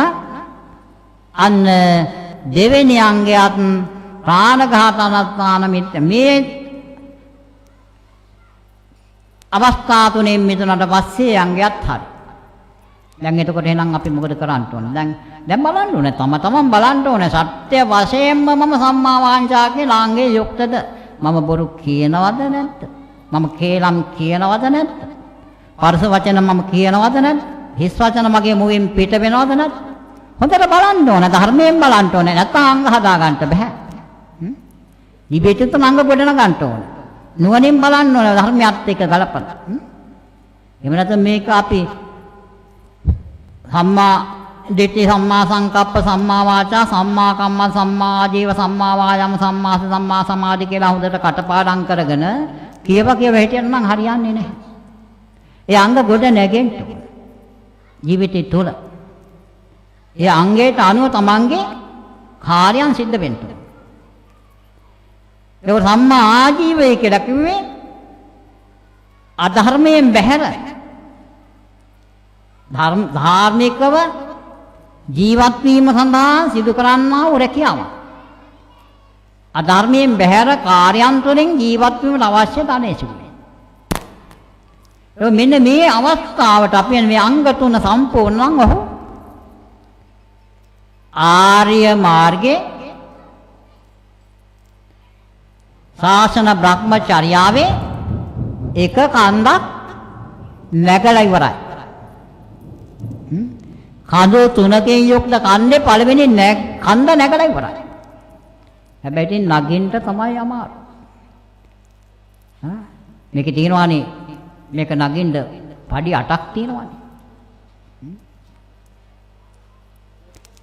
සම්මා වාචා, සම්මා කම්මන්ත, සම්මා ආජීව. එතකොට සම්මා වාචා, එතකොට බොරු කීම, කේලාම් කීම, පරස වචන කීම, හිස් වචන කීම, ප්‍රාණඝාත, අදත්තාදාන, මිත්‍යාචාර, නිවැරදි ජීවිත මේ පඩි 8 නගින්න ඕනේ. ඔක කන්ද මුදුන නගින්න. දැන් අපිට වෙන්නේ ඒක නෙවෙයි. පඩියක් දෙකක් නගිනවා ආපහු ඇදෙනවා නේද?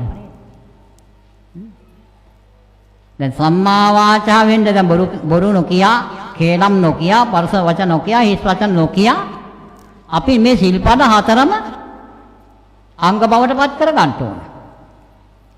පුළුවන්ද? දැන් හොඳයි හිතලා බලන්නකෝ.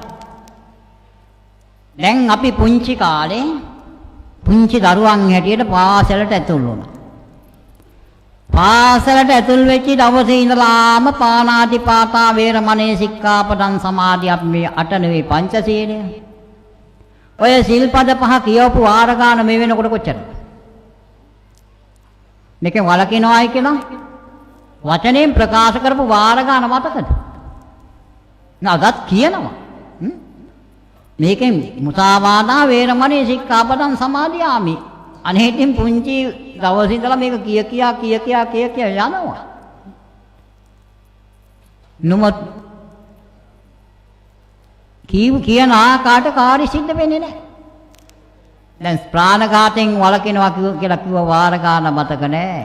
දැන් මේ බණ අහන්නේ මේ වෙලාවේ මధుරෙක් ඇහුවත් මොකද වෙන්නේ?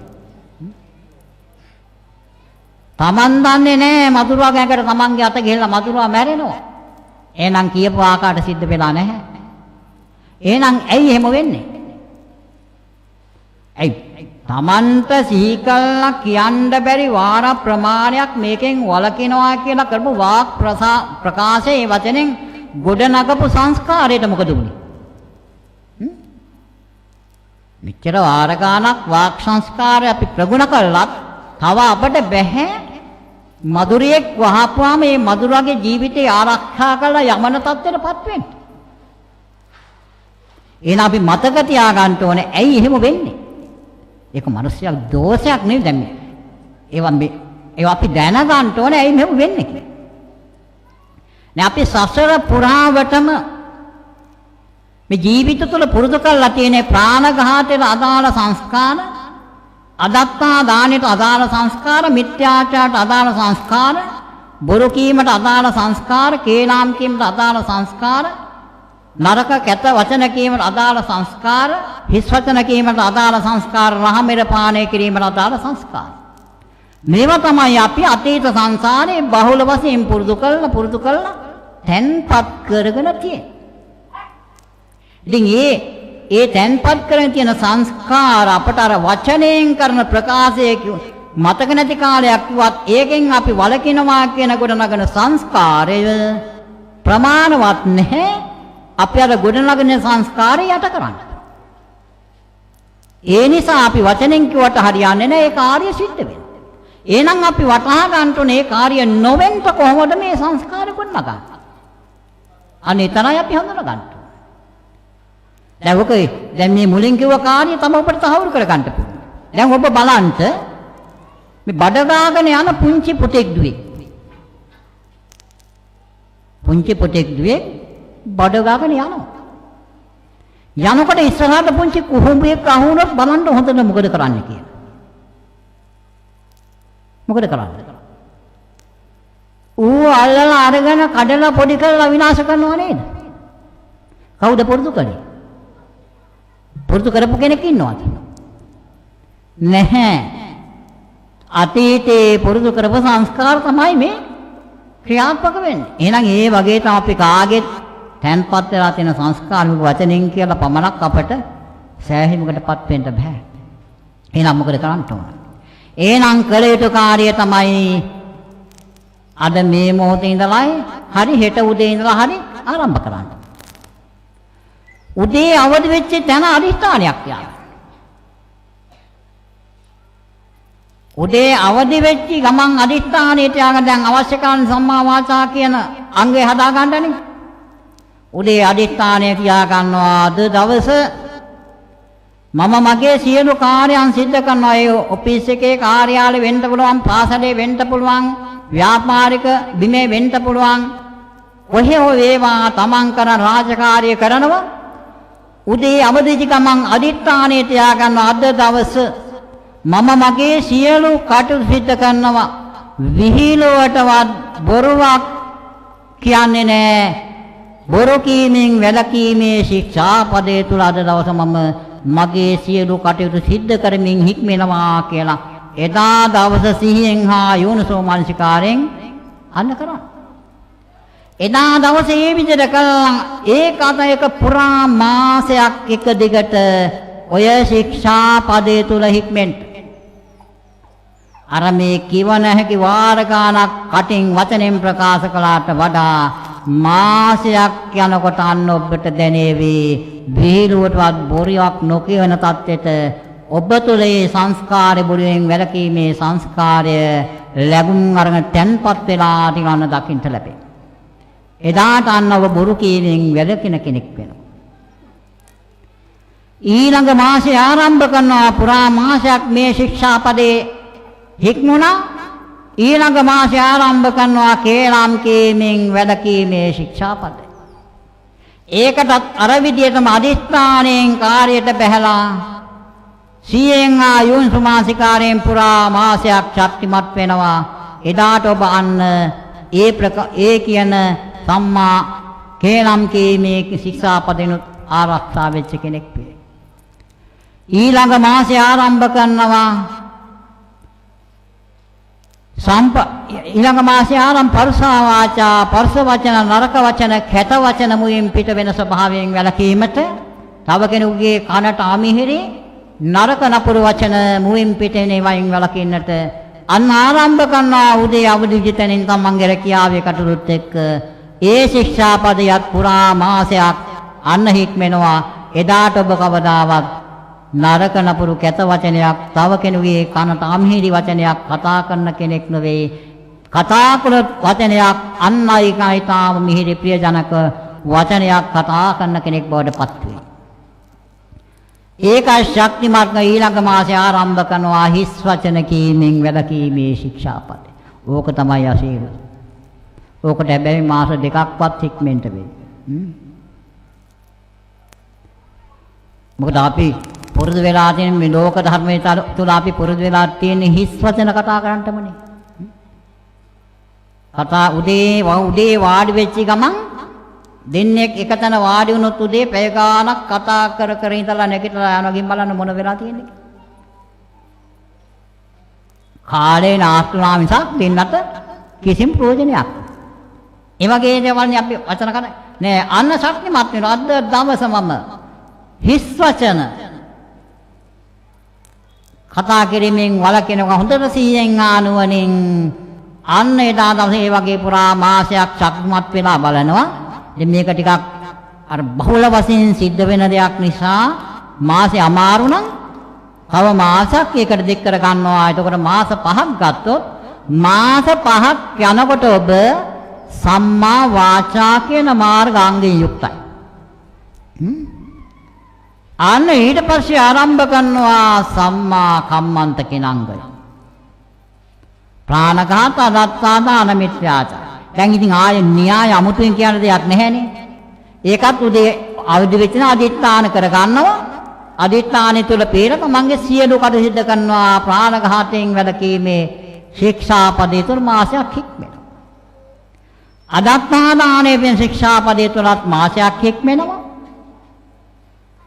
මිත්‍යාචාරයෙන් වැළකීමේ ශික්ෂාපදේ තුලත් මාසයක් හික්මෙනවා. අන්න මාස 3ක් යනකොට සම්මා කම්මන්ත කියන මාර්ගාංගයෙන් යුක්තයි. මේ හතෙන් යුක්ත වෙනකොට සම්මා ආජීව කියන අංගේ විශාල කොටසක් හදන්න නැහැ. මේ ටිකෙන් යුක්ත වෙනකොට පේනවා Taman ජීවත් වෙන ධනය සොයන පිළිවෙල තුළ යම් වැරද්දක් අධර්මයට යමක් නැඹුරු නම් හොඳට පේනවා. ඇයි මොහු සීලවන්තෙක් නැහැ. සීල ස්කන්ධයේ සීලයට අදාළ සකස් වෙනු දැන් සීලයෙන් යුක්ත වෙනකොට වරද පේනවා. පේනකොට මොකද කරන්නේ? අන්න ඒ වරද නිවැරදි කරනවා. අර දුර්වල තැනක් තියෙනවා ධර්මයේ තර අන්න මාස 7යි මාස 8යි මාස 8ක් යනකොට ඔබ සීල ස්කන්ධයෙන් යුක්ත කෙනෙක් බවට පත් වෙනවා. ආර්ය අෂ්ටාංග මාර්ගය. දැන් මේ වෙන විට බලන්න අපි හැම කෙනාම උත්සාහ කරන ආර්ය අෂ්ටාංග මාර්ගය අපිට මතක තියෙන නිසා අපි බෞද්ධයෝ අපි ගමන් කරන්නේ ආර්ය මාර්ගය ආර්යන මාර්ගය කියලා අපි කතා කරන්නේ. තියෙනවද හොපිටලා? අපි කොච්චර කිව්වද? නෑ තවම අපි එතෙන්ට ඇවිල්ලා නෑ. එහෙනම් මේ ටික හදා ගන්න ඕන. මේ ටික හදාගන්න ඔය ටික හදාගෙන ගියේ නැත්නම් අපිට මේ ටික හික්මවා ගන්න බෑ. ඒ ටික හික්මවා ගන්න නම් මේ ටික හදා ගන්න ඕන මුලින්. එතකොට මේ ටික හදාගත්තට පස්සේ තියෙනවා සම්මා වායාම, සම්මා සති, සම්මා සමාධි. හැබැයි ඉතින් වරදව වටා ගන්න එපා. මේකට මේ සම්මා වායාම, සම්මා සති, සම්මා දිට්ඨි, සම්මා සංකප්ප මේ ඔක්කොම පිටුපස්සේ ඉඳගෙන අපට උදව් කළා මේ අංගය හදා ගන්න. මේ අංග තුන සකස් කර ගන්න. දැන් ඊළඟට අපිට ඊළඟ කන්ද ළඟින්ට කන්දට අදාළ අංග ටික බලා ගන්නවා සම්මා වායාම කියන අංගයත් අරගත්තට පස්සේ දැන් මේකේ මහා විශාල කොටසක් කරන්න දෙයක් නැහැ. දැන් ඔබ සම්මා දැන් සීල ස්කන්ධය ගොඩ නගනකොට සම්මා වායාම තත්ත්වයටපත් උනේ ඔබ බොරු කියා හිටියේ ඔබ බොරු කීමෙන් වැළකුණා, කේලම් කීමෙන් වැළකුණා, පරසම මේ වීරියෙන් තමයි මේ කරගෙන ගියේ. දැන් මේ වීරියම අනිත් පැත්තට ගලප ගන්නවා. දැන් මේ බොරු කියපු කට කොයි වෙලාවෙ බොරුවක් කියන්න පෙළඹෙනවද දන්නේ නැහැ. ඒ නිසා අන්න ඒ වායේ தත්වෙට නැවතපත් නොවෙන්න මේ අංග ස්ථීරව ජීවිතේ සකස් වෙන தත්වෙට අන්න වීරිය වඩනවා. වීරිය වඩනවා තමාත් මේ වීරිය සම්මා වායාම මේ විදිහට සකස් ඊළඟට සම්මා සතිය කියලා කිව්වට පස්සේ සම්මා සති කියන කායානුපස්සනා, වේදනානුපස්සනා, චිත්තානුපස්සනා, ධම්මානුපස්සනා මේ අනුපස්සනා අතරින් එකක සිත පිහිටවාගෙන අන්න සිත පිහිටවන්න උත්සාහ ගන්නවා, මහන්සි ගන්නවා. මේක එක සිත පිහිට. දැන් මෙතන ඉඳලා අපි සම්මා සමාධි කියන ස්කන්ධයේ මේ දක්වා අපි ඇවිල්ලා මේකේ දැන් අපි උත්සාහ ගන්න ඕන, මහන්සි ගන්න ඕන කාල වේලාවට අනුව මේකේ ගියොත් අපිට සම්මා සතිය ඇති සම්මා සමාධිය ඇති කරන අපි ධ්‍යාන දක්වා යන්න ඕන. නමුත් ඊට මෙහා පැත්තේ අපි මෙතෙන්දී සම්මා වායාමයෙන් අපි නතර වෙනවා. දැන් සම්මා සමාධි සම්මා සීල සමාධි ප්‍රඥා කියන දෙකම එකතු කරලා අන්න දැන් යනවා. දැන් යනවා කියලා කියන්නේ කොහොමද? දැන් සීල ස්කන්ධය හරි. දැන් ඊට පස්සේ මොකද කරන්න ඕන? සම්මා සමාධි ස්කන්ධයත් ප්‍රඥා ස්කන්ධයත් දෙකම අපි එකතු කරගෙන දැන් යනවා මේ දැක්ක සත්‍ය අවබෝධය කරා මේ අවබෝධ කරගත්ත දෙකේ දර්ශනය කරා එන්ට කියලා කියන්නේ දැන් අපි මෙතන යන්න එපා. දැන් කායානුපස්සනා, වේදනානුපස්සනා, චිත්තානුපස්සනා, ධම්මාන මේ අනුපස්සනා හතරේ දැන් ගමන් කරන්න ඕන. ඒ කායන අයම්බිකේ සමග නිවනට තියෙන එකම මගනේ. දැන් මෙතනින් අපි දැන් අනුපස්සනා උඩට අන්න අපි විශ්ිනවා. දැන් අනුපස්සනාට විසුණාට පස්සේ මේ ආයත පුළුවන් ද කයේ සිත පිහිටවාගෙන කටයුතු කරන්න කිව්වට පස්සේ පුළුවන්ද? එහෙම නැත්නම් ඇති වෙන වේදනාවන්ගේම සිත පිහිටවාගෙන කටයුතු කරන්න පුළුවන්ද? එහෙම නැත්නම් සිතේ ස්වභාවය දකිමින් කටයුතු කරන්න පුළුවන්ද? එහෙම නැත්නම් කාමච්ඡන්ද ව්‍යාපාද තීන මිද්ද උද්ධච්ච කුච්ච නීවරණ ධර්ම පිළිබඳ බලමින් කටයුතු කරන්න කිව්වත් පුළුවන්ද? ඒක ටිකක් අශීරුයි. දැන් මොකද කරන්න ඕන? අන්න එහෙනම් දැන් කළ යුතු හොඳට ඔන්න මතක තියාගන්න. දැන් මොකද කරන්න ඕනේ? දැන් බලනවා දැන් අපි දැන් මේක බලන්න එපා හොඳට.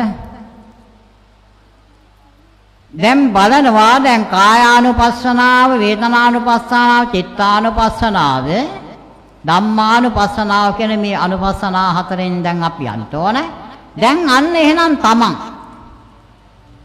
තමන්ගේ මේ ජීවිතේ අවුරුදු 10 බැගින් කොටස් 10කට වෙන් කරගන්න. දශක 10ට වෙන් කරගන්න. ඔකෙටින් දශක 10ට එනකොට මව් කුස තුලත් බලන්න සිද්ධ වෙනවා. ඉතින් මව් කුස තුල බලන්න ඉතින් අපිට ඉන්ද්‍රියන් විඳ යෑමේ ඥානෙ තියෙන්න ඕනේ. නුවත් මව් කුසෙන් අපි බිහි වෙච්ච තැනට අන්න මනස ගන්නවා. දැන් එතන ඉඳලා බලන්න පුරුදු වෙනවා. තමන්ගේ ජීවිතේ මේ තව කෙනෙකුගේ ධ්‍යාන නෙවෙයි. ඒක ධර්මයේ තුලින් තමා දකින්න ඕන. දැන් බලනවා අපි අල්ලා ගන්නවා ධම්මානුපස්සනාව. දැන් කාමච්ඡන්ද ව්‍යාපාද තීන මිද්ද උද්ධච්ච කුච්ච විචිකිච්ඡා කියන නීවරණ ධර්ම ඔස්සේ නොවේ අපි අල්ලා ගන්නේ. බුදුරජාණන් වහන්සේ අපට දේශනා කළානේ තමන් තුළ අනිත්‍ය දකින්ට, දුක දකින්ට, අනාත්මය දකින්ට. මේ අවස්ථා තුන දකින්ට. එහෙනම් දැන් බලනවා මේක අනිත්‍ය වෙනවද? දැන් මතකයේ බස්සන පුංචි බිලින්දෙක් හැටියට මව් කුසින් බිහි වෙලා ඉන්න අවස්ථාව හොඳට නුවණින් නිරීක්ෂණය කරනවා. නිරීක්ෂණය කළා ඒ රූපේ අවුරුදු 10ක් යනකොට තියෙනවා. අනුනුවණින් විමසනවා. දැන් මේක ක්ෂණයක් පාසා වෙනස් වෙන නමුත් එහෙම අපිට තහවුරු කරගන්න බෑ. තමන්ගේ ආවිස අවුරුදු 10යි උපන් අවස්ථාවයි අතර මේ පරතරය තුල සිදුවෙනා තියෙන වෙනස. රූප වෙනා සිදුවෙනා තියෙන වෙනස අනිත්‍යයි කියන අවබෝධයක මේක තමයි මේ අනිත්‍යයි කියන දැනට තමන් අරගන්න. ඒ රූපෙත් එක්කම ඒ පුංචි බිලින්දා තුල හට ගන්න වේදනත් දැන් අවුරුදු 10ක් වෙන තමන්ගේ හට ගන්න වේදනත් ගලපලා සසඳලා බලනවා වෙනසක් තියෙනවා. අන්න ඒ වේදනත් වල වෙනසක් අහු වෙනවා. අන්න එහෙනම් ඒ වෙනස් වීමත් අනිත්‍ය විදිහට තහවුරු කරගන්න. ඊළඟට වේදනා ඊළඟට පුංචි දරුවෙකුගේ සිතේ ස්වභාවය හොඳින් නුවණින් විමසන තමන්ගේ අවුරුදු 10 වෙනකොට ඒ ස්වභාවය වෙනස් වෙන සමන් සිතන ස්වභාවය වෙනස් වෙනවා විඥානයේ වෙනස් වීම අන්න හොඳට වෙනස් වීම තහවුරු කර ගන්නවා අනිත්‍ය විදිහට. මෙන්න මේ විදිහට තමන්ගේ මේ ජීවිතේ අවුරුදු 10ක් තුළ තමන් හඳුනාගත්තාදී කුඩා දරුවා හඳුනා ගන්න දේත් අවුරුදු 10යි තමන් හඳුනාගත්ත දේත් බෞද්ධන වෙනස හඳුනා ගන්නවා. එතකොට ඔන්න ඔය විදියට අවුරුදු 10ක් තුළ මේක තුළ සිදු වෙච්ච රූප වේදනා සංඥා සංකාර විඥාන කියන මේ පහේ වෙනස් වීම ටික හොඳට තහවුරු කර ගන්නවා. රූපේ වෙනස් වීම ටික තහවුරු කර ගන්නවා. වේදනාවන්ගේ වෙනස් වීම ටික හඳුනා ගන්නා දේ වෙනස් වීම ටික හට ගන්න චේතනාවන්ගේ වෙනස් වීම ටික ඒ වගේම විඥානයේ වෙනස් වීම කියන මේ ටික සංස්කාර මේ වෙනස් වීම අනිත්‍ය විදිහට තහවුරු කර ගන්නවා. ඊට පස්සේ අවුරුදු 10යි 10 වෙනකොට විශාල වෙනසක් මේ පහේම Taman තහවුරු කරගත්ත අනිත්‍ය විදිහට. දැන් ඊට පස්සේ බලනවා 10 ඉඳලා 20 දක්වා යනකොට කොහොමද? අවුරුදු 10ත් 20ත් අතර මේ තියෙන පරතර තුර සිදුවෙන රූප වේදනා සංඥා සංකාර විඥාන ස්කන්ධ පහේ වෙනස් වීමට හොඳට අනිත්‍ය විදිහට නුවණින් තහවුරු කරගෙන යනවා. ඊළඟට අවුරුදු 20 30 දක්වා 20 ඉඳලා 30 දක්වාත් බලනවා රූප වේදනා සංඥා සංග මේ පහෙම වෙනස් වෙන ස්වභාවයන් ටික අනිත්‍ය විදිහට තහවුරු කර ගන්නවා. හැබැයි මෙතන හොඳට මතක තියාගන්න ඕන පුංචි බිරින්දෙක් ඇටිර උපන්න කෙනෙක් අවුරුදු 10 15 20 25 මේ කාලේ අනිත්‍ය බලන කාලයක් නෙවෙයි. මේ කාලේ හෝ අනිත්‍ය දකින්නේ නුවණින්. ස්වභාවයෙන් මේ කාලේ ආස්වාද ජනකයි. ආස්වාදේ නිසා හෝ අනිත්‍යයට වැසගන්නේ නැහැ. නමුත් එතන දකින්න ඕන නුවණින් මේ ආස්වාදයට හේතුව කුමක්ද? ආස්වාදයට හේතුවක් අනිත්‍යයි. ඇයි මේ වෙනස් වීම තුලයි ආස්වාදය ඇති උනේ? එහෙනම් මේ ආස්වාදයට නැවත වෙනස් වෙන්න පුළුවන් ඇලෙන්නේ නැහැ. ආස්වාදයේ ඇලෙන්නේ නැහැ. ආස්වාදයට අනිත්‍ය බව දැන ගන්න ඉදිරියට යනවා. ඒතර ආස්වාදයේ බලංගොම ගිහිල්ලා 20යි 30යි 30 ඉඳලා 40 දක්වා බලනවා. හැබැයි රූපස්කන්ධේ රූපේ විශාල වෙනසක් ඔය කාලේ දකින්න ලැබෙන්නේ නැහැ. වේදනා සංඥා සංකාර විඥාන මේවය දකින්න ලැබෙයි. නුඹ රූපේ සාමාන්‍ය වෙනසක් දකින්න ලැබෙයි. රූපේ හට ගන්න සංස්කාරات බින්දන සංස්කාරات සමාකාරයෙන් පංසා වෙනස ලැබෙන්නේ නැහැ. නුඹ වටහා ගන්න මේ පහේ වෙනස් වීමට හොඳ තහවුරු කර ගන්නවා. 40යි 40 ඉඳලා 50 දක්වා බලනකොට අන්න තමන්ගේ හිසේ කළු කෙස් සුදු වෙලා දකින්න පුළුවන්. එතකොට එනම් මේ බලබලාගේ අනිත්‍ය වෙනස් වීමක් දැන් අර බලබලාගේ අනිත්‍ය පියවියටට පේනවා කළු කෙස් සුදු වෙනවා. ආනේ නම් අනිත්‍ය තවර 50යි 60 දක්වා බලනකොට කෙස් ටික ඔක්කොම සුදු වෙනවා. කන් ඇහිම අඩුයි. ඇස් පෙනීම දුරවලයි. ශරීරයේ වර්ණය වෙනස් වෙලා නහර ඉල්පිලා තලක හට ඇරන් හැම රැලි වැටෙනා. දැන් මොකද තත්ත්වය? යමක් අනිත්‍ය නම් ඒක දුකද සැපද? ඒක දුකයික දැන් දුකද තියෙන්නේ සැපද? ඔය තත්ත්වයට එනකොට අන්න දැන් දුක පේනවා. එහෙනම් හැට වගේ එනකොට දුක පේනවා පැහැදිලිව තහවුරු කර ගන්න ඕන. එහෙනම් මේ දුක දැක්කා ඊළඟට අන්න නැවතත් බලාගෙන වැටෙන 70 දක්වා දැන් අත්පා වාරු නෑ සැරයටිකුත් අවශ්‍යයි. කටේ දත් ටික සෙලවෙනවා දත් වැටිලා එන්ටම ලෙඩ හැදෙන ස්වභාවය වැඩි එන්ටම අසීමිත දුකටපත් වෙන ස්වභාවය පේනවා. අන්න එහෙමනම් 70 දක්වා බලනකොට දුක හොඳට තහවුරු වෙනවා. දැන් අනිත්‍ය වීම නිසාම දුක දැන් බලා යනවා. ඊළඟට අන්න බලනවා 70යි 80 දක්වා සමහරට කෙලින් තියෙන කය ඉදිරියට නැමෙන්න පුළුවන්. එක සැරයටිය මදි වෙන්න පුළුවන්, සැරයට දෙකක් අවශ්‍ය වෙන්න පුළුවන්. එන්ටම තේජෝ සංස්කාර දුර වෙනවා. එන්ටම සීතල වැඩි වෙනවා. මාදවල් 12ට බැලුවත්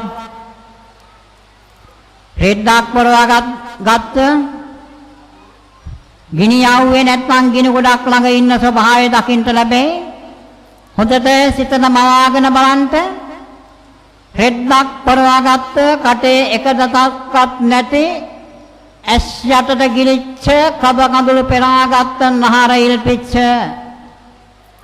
ආච්චි කෙනෙක් ශීය කෙනෙක් ශරයට දිගකින් තමන් කරා විවුඩයි වඩන ස්වභාවය තුල බලන විට මොහොන දිහා බලන්න මොනතරම් අසරණ විනාශයක් මේ තුල පවතිනවද? අන්න මේකේ දුක හොඳට තහවුරු කරගන්නට 80 දක්වා තවත් පැහැදිලි වෙනවා.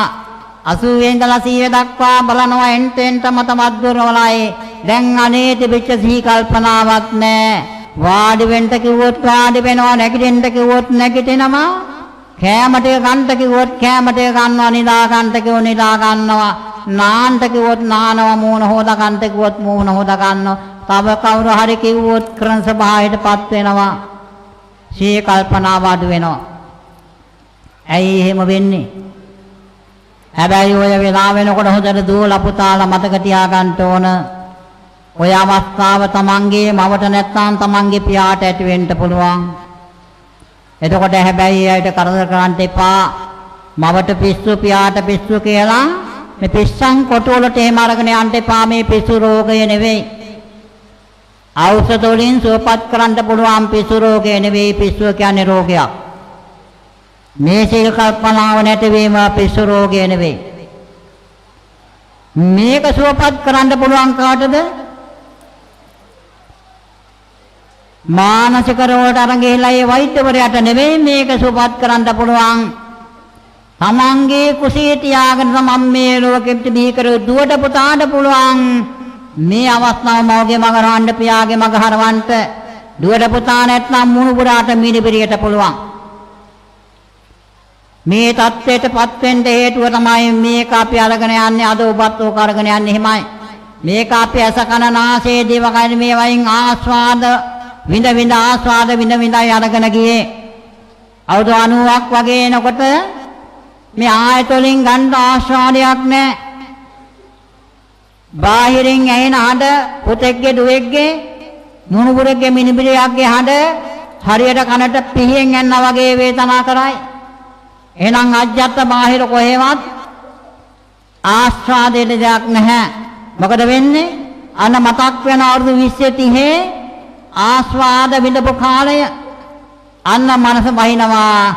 අතීතයේ විඳපු ආස්වාද දැන් විඳිනවා. මෙතන අවුරුදු 90යි ජීවත් වෙන්නේ අවුරුදු 30 20 30. ඒ නිසා දැන් මෙතන ඔහුට සිහි කල්පනාව නැහැ කියලා අපට පේනවා බලා ඉන්න අයට. ඒ නිසා දැන් මොකද කරන්න ඕන? දූලා පුතාලා එකට වෙලා. මුළුවරම් මිනිවිරන් එකතු වෙලා මොකද කරන්න ඕන? අර ඒ 20 ආස්වාද බින්ද කාලේ ලැබුව ආස්වාද ඔහුට නැවත ඇති වෙන ආකාරයන්ට දූලා පුතාලා පරිසරය සකස් කළොත් මොකද වෙන්නේ? අර ස්වභාවය වෙනස් වෙලා යනවා. ඒ අයට ආස්වාද ඇති වෙන වැඩ පිළිවෙල යෙදුවට පස්සේ ධර්මයට අනුගතව දම් දෙන් සිල් ආරක්ෂාකින් බණ ඇසීම් ආදී මේ කාර්යයන් සකස් කළා. ඒ අය නැඹුරු කරගෙන සිද්ධ කරනකොට අර ස්වභාවයෙන් ඒක කිසිේ වෙතත් කවක් නැහැ. දැන් මෙතන මේ දුක තියෙනවා කියලා අවබෝධය අපට අවශ්‍ය කරන්නේ. අනිත්‍ය වීම නිසා මේක දුකයි. දැන් ඊට පස්සේ බලනවා අවුරුදු 100 දක්වා ඔය කාලේ තුල වැඩි කාලයක් නිදාගෙන ඉන්න පුළුවන්.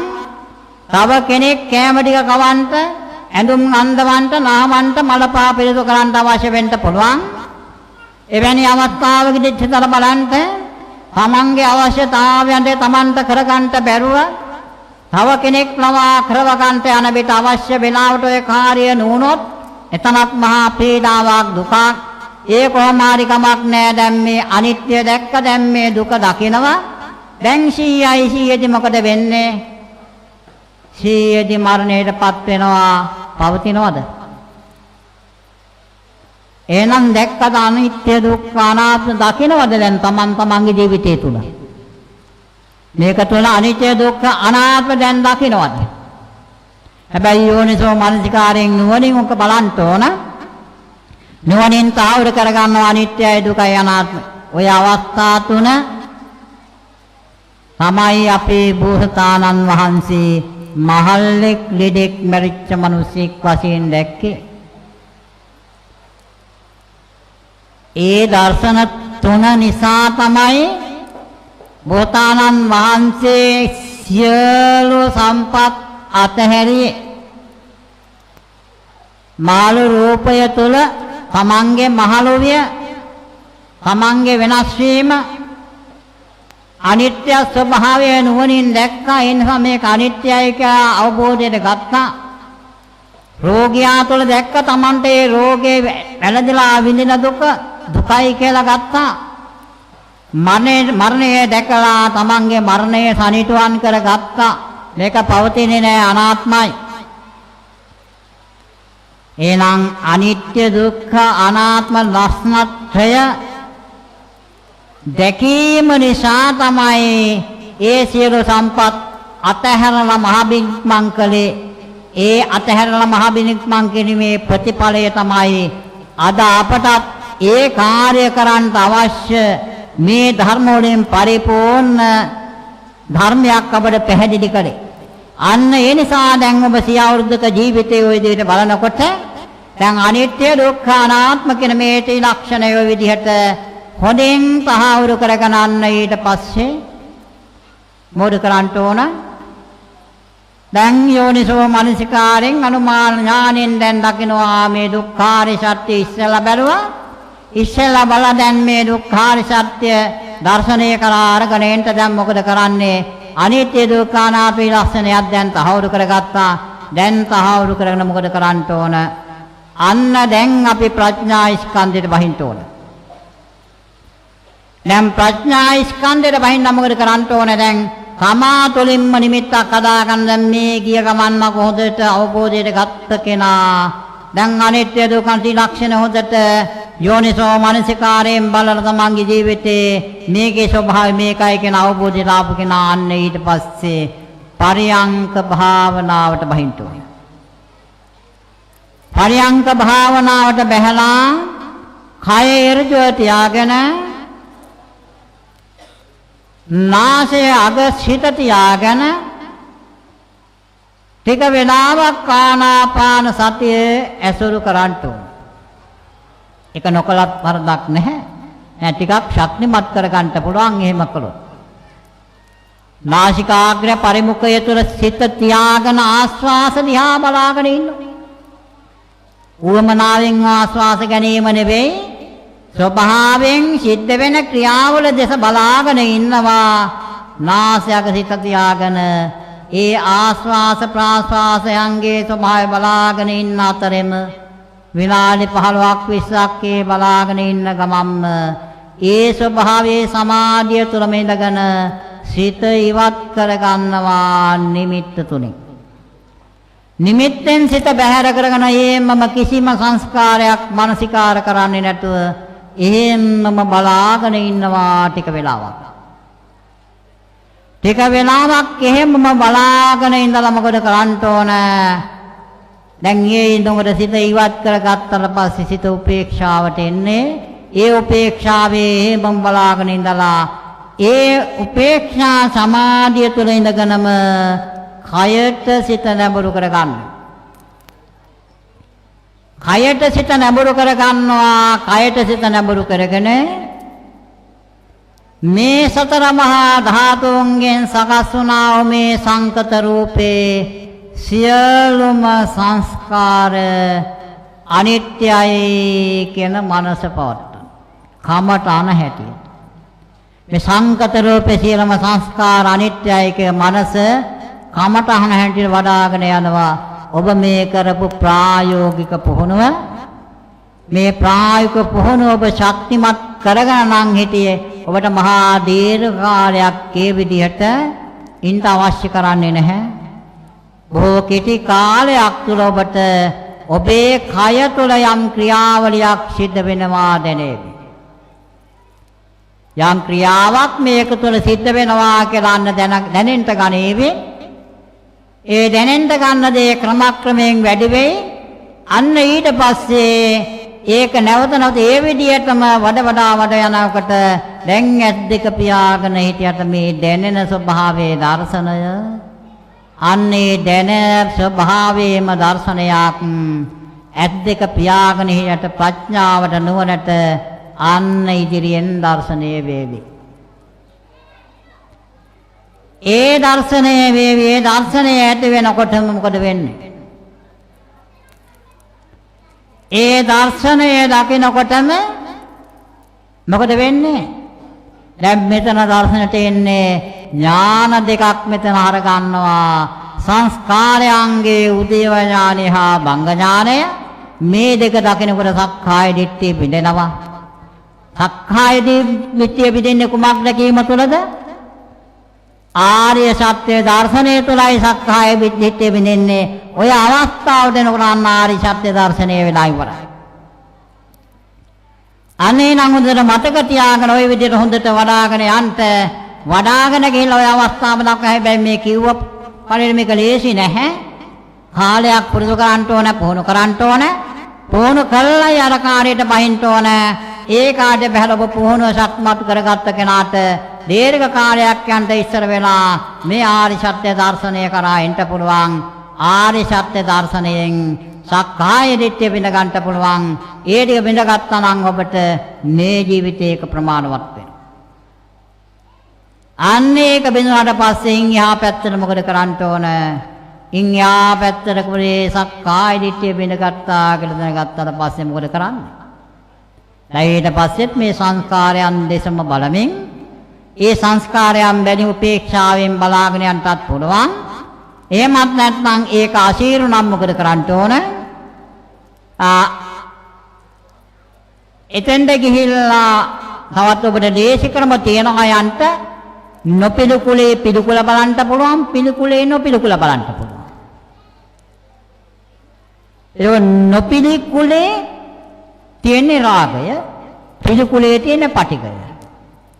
නොපිළිකුලේ පිළිකුල බලනකොට නොපිළිකුලේ පටිඝය හසු වෙන්න පුළුවන්. පිළිකුල නොපිළිකුල බලනකොට පිළිකුලේ රාගය හසු වෙන්න පුළුවන්. අනේ මොකද පිළිකුලේ ඇලෙනවා, නොපිළිකුලේ ගැටෙනවා.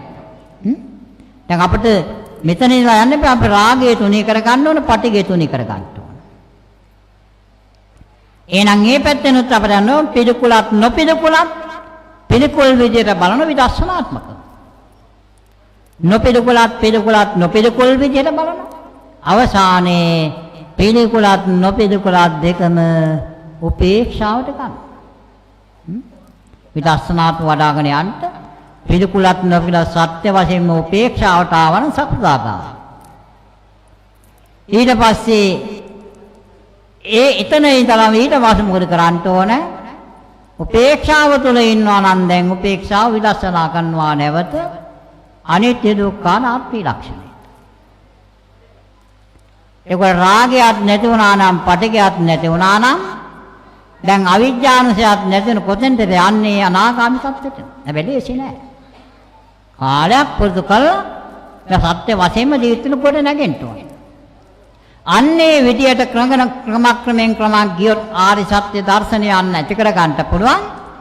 එහෙමත් නැත්නම් අතෙන්තර සංස්කාරයන් හේමම උපේක්ෂාවෙන්ම බලාගෙන ඒක දිහාම බලාගෙන උපේක්ෂාවෙන් බලා සකස් වන්නා වූ සංස්කාරයන්ගේ ස්වභාවයන් අනිත්‍ය වන ආකාරය හොඳින් බලමින් හටගනමින් පවතින සංසිඳන ස්වභාවය බලා යනවා. ඊ බලා කොයි මොහොතක හරි සම්පූර්ණ සංස්කාරයන්ගේ සංසිඳීම අනැති. සම්පූර්ණ සංස්කාරයන් සංසිඳනකොට අන්න විමුක්ති ඥාන දර්ශනයට එන්න පුළුවන්. ඒ නිසා ඔය ස්වභාවයට වඩාගෙන ඔය එකක්වත් කරන්න බැරි නම් දැන් මේ කිව්වට මේවා ටිකක් අසීරුවේ අමාරුවේ. හැබැයි ඉතින් ආර්ය මාර්ගය නම් අවශ්‍ය පරිදි අර අංග ගුණාගමන යන්න පුළුවන්. විදර්ශනාත්මක බැලීම කියන කාර්යතරන් ලේසි නෑ. ඒක ටිකක් පුරු වෙන්න ඕන. ඒ නිසා ඔබට ඊටාම ලේසියෙන් සෝවාන් ඵලයට එන්න පුළුවන්. සෝවාන් අංග 4 ජීවිතේ ගොඩනගාගෙන යන්න. අද ධර්ම දේශනාවෙන් ඔබට අවසාන වශයෙන් දෙන්නේ මෙන්න මේ පණිවිඩය. ධර්මයේ තුලින් තමා දෙස බලන්ට දෙයක් තමා ළඟ හදා ගන්න. එහෙනම් අර මුලින් මම පැහැදිලි කළ ධර්ම න්‍යාය අරගෙන පංචශීලයේ ශික්ෂාපද 5 මාස 5ක් තුළ ශක්තිමත් කරගන්න ශික්ෂාපදයක්වත් කඩන වෙන තත්වෙට ශක්තිමත් කරගන්න. ලෝතර සම්මා සම්බුදුරජාණන් වහන්සේ පිළිබඳ තියෙන ශ්‍රද්ධාව ඔය තියෙන ශ්‍රද්ධාව සොලව ගැනීම නෙමෙයි ටික ටික ශක්තිමත් කරගෙන අචල තත්ත්වයටපත් කරගන්න. ධර්මයේ පිළිබඳ තියෙන ශ්‍රද්ධාව දැන් ඒක සැකයක් ඇති වෙන්න දෙයක් නැහැ. දැන් දුකක් දැක්කනම් මේ ධර්මයේ දකින්න එක්කෙනාට ඕක විචිකිච්ඡාවක් ඇති වෙන්න විදිහක් නැහැ. සැලෙන්න. ඒ ශ්‍රද්ධාව සොලව ගන්න බිඳගෙන අචල තත්ත්වෙට තියාගන්න. ආර්ය මහා සංඝරත්නය පිළිබඳ තියෙන ශ්‍රද්ධාව අචල තත්ත්වයටපත් කරගන්නට අන්න එතකොට මේ කාරණා 4 මේ අවසාන වශයෙන් ඔබට දුන්නේ ධර්මය තුළින් ඔබට ජීවිතේ බලන්ට දෙයක් තියෙන්න ඕන. එහෙනම් ඔබ ආරම්භ කරන්ට අද ඉඳලා ජීවිතේ තුළ මේ පංචශීලයේ ශික්ෂාපද මා තුළ පවතින මේවා කැටෙනවද බිඳෙනවද අන්න හැම වෙලාවෙම නුවණින් බලා මේ ශික්ෂාපද නොගෙන තත්ත්වයට ශක්තිමත් කරගන්නට ඒ ඔබ නුවණින් බලන්න මේ ශික්ෂාපද පහෙන්ම ආවරණය වෙලාද මේ ගිලිහෙනවද ශික්ෂාපද ඒ ගිලිහෙනවා නම් ඒව සකස් කරගන්නේ කොහොමද අන්නේ විද නුවණින් බලා ශික්ෂාපද 5 ශක්තිමත් කරගන්නවා බුදුරජාණන් වහන්සේ පිළිබඳ තියෙන ශ්‍රද්ධාව අචල බවට පත් කරගන්නවා ධර්මයේ පිළිබඳ ශ්‍රද්ධාව අචල බවට පත් කරගන්නවා ආර්ය මහා සංඝරත්නය පිළිබඳ ශ්‍රද්ධාව අචල තත්වයට පත් කරගන්නවා මේ තත්වයට පත් කරගෙන සීයෙන් හා යෝනිසෝ මනසිකාරෙන් ජීවිතේ පවත්වාගෙන යන්න තමන්ගේ දිනා වැඩ කටයුතු ප්‍රතිඵලය වෙන්නේ මරණයට ඉස්සර වෙලා සෝවාන් ඵලයටයි අන්න අර මුලින් කතා කරපු අනාගත බිය නැති කරගෙන කවදාවත් ආය සතර අපායටපත් නොවන කෙනෙක් බවට මේ ජීවිතේ පත් කරගන්න පුළුවන් වෙයි.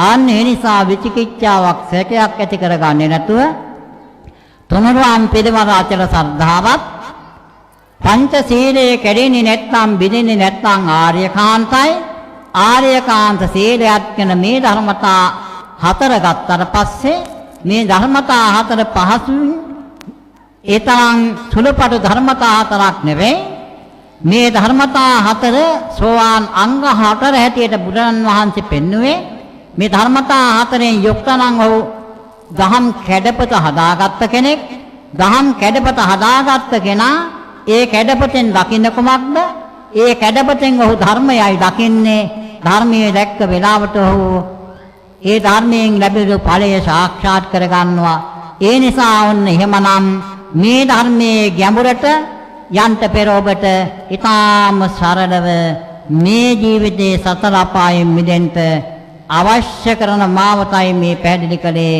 ඒ නිසා හැකිනම් ආර්ය අෂ්ටාංග මාර්ගයේ නැත්නම් සීල සමාධි ප්‍රඥා කියන මාර්ගයේ කඳ තුනෙන් පළවෙනි කන්ද නගින්න එහෙම නැත්නම් මේ කියන අංග 4 පරිපූර්ණ කරගන්නට මේ ජීවිතයේ සෝවාන් ඵලෙන් අවසන් කරගන්නට ලැබෙයි තවත් ආත්ම 7කට වඩා මේ දුක් ඔබට විඳින්න ලැබෙන්නේ නැහැ අන්න එහෙමනම් ඔබට මේ ඉපදෙච්ච භූමිය තුළ ලැබෙච්ච වාග්ය 4 ප්‍රවේට අරගෙන ඒන් ජීවිතේ සකස් කරගත් අය හැටියට සතුට වෙන්න පුළුවන් වෙයි. ඒ නිසා ඔය අංග 4 මේ ඉන්න ලොකු කුඩා හැම කෙනාම හොඳින් නුවණට අරගෙන නැවත නැවත ජීවිතේ ධර්මය තුලින් බලබලා පංචශීලයේ කැඩෙන ශික්ෂාපද හොඳින් බලබලා ශක්තිමත් කරගන්නට කැඩෙන්න ඉඩ තියන්නේ නැතුව ශක්තිමත් ඒවා ස්ථීර ජීවිතේ පෞරුෂභාවයටපත් කරගන්නට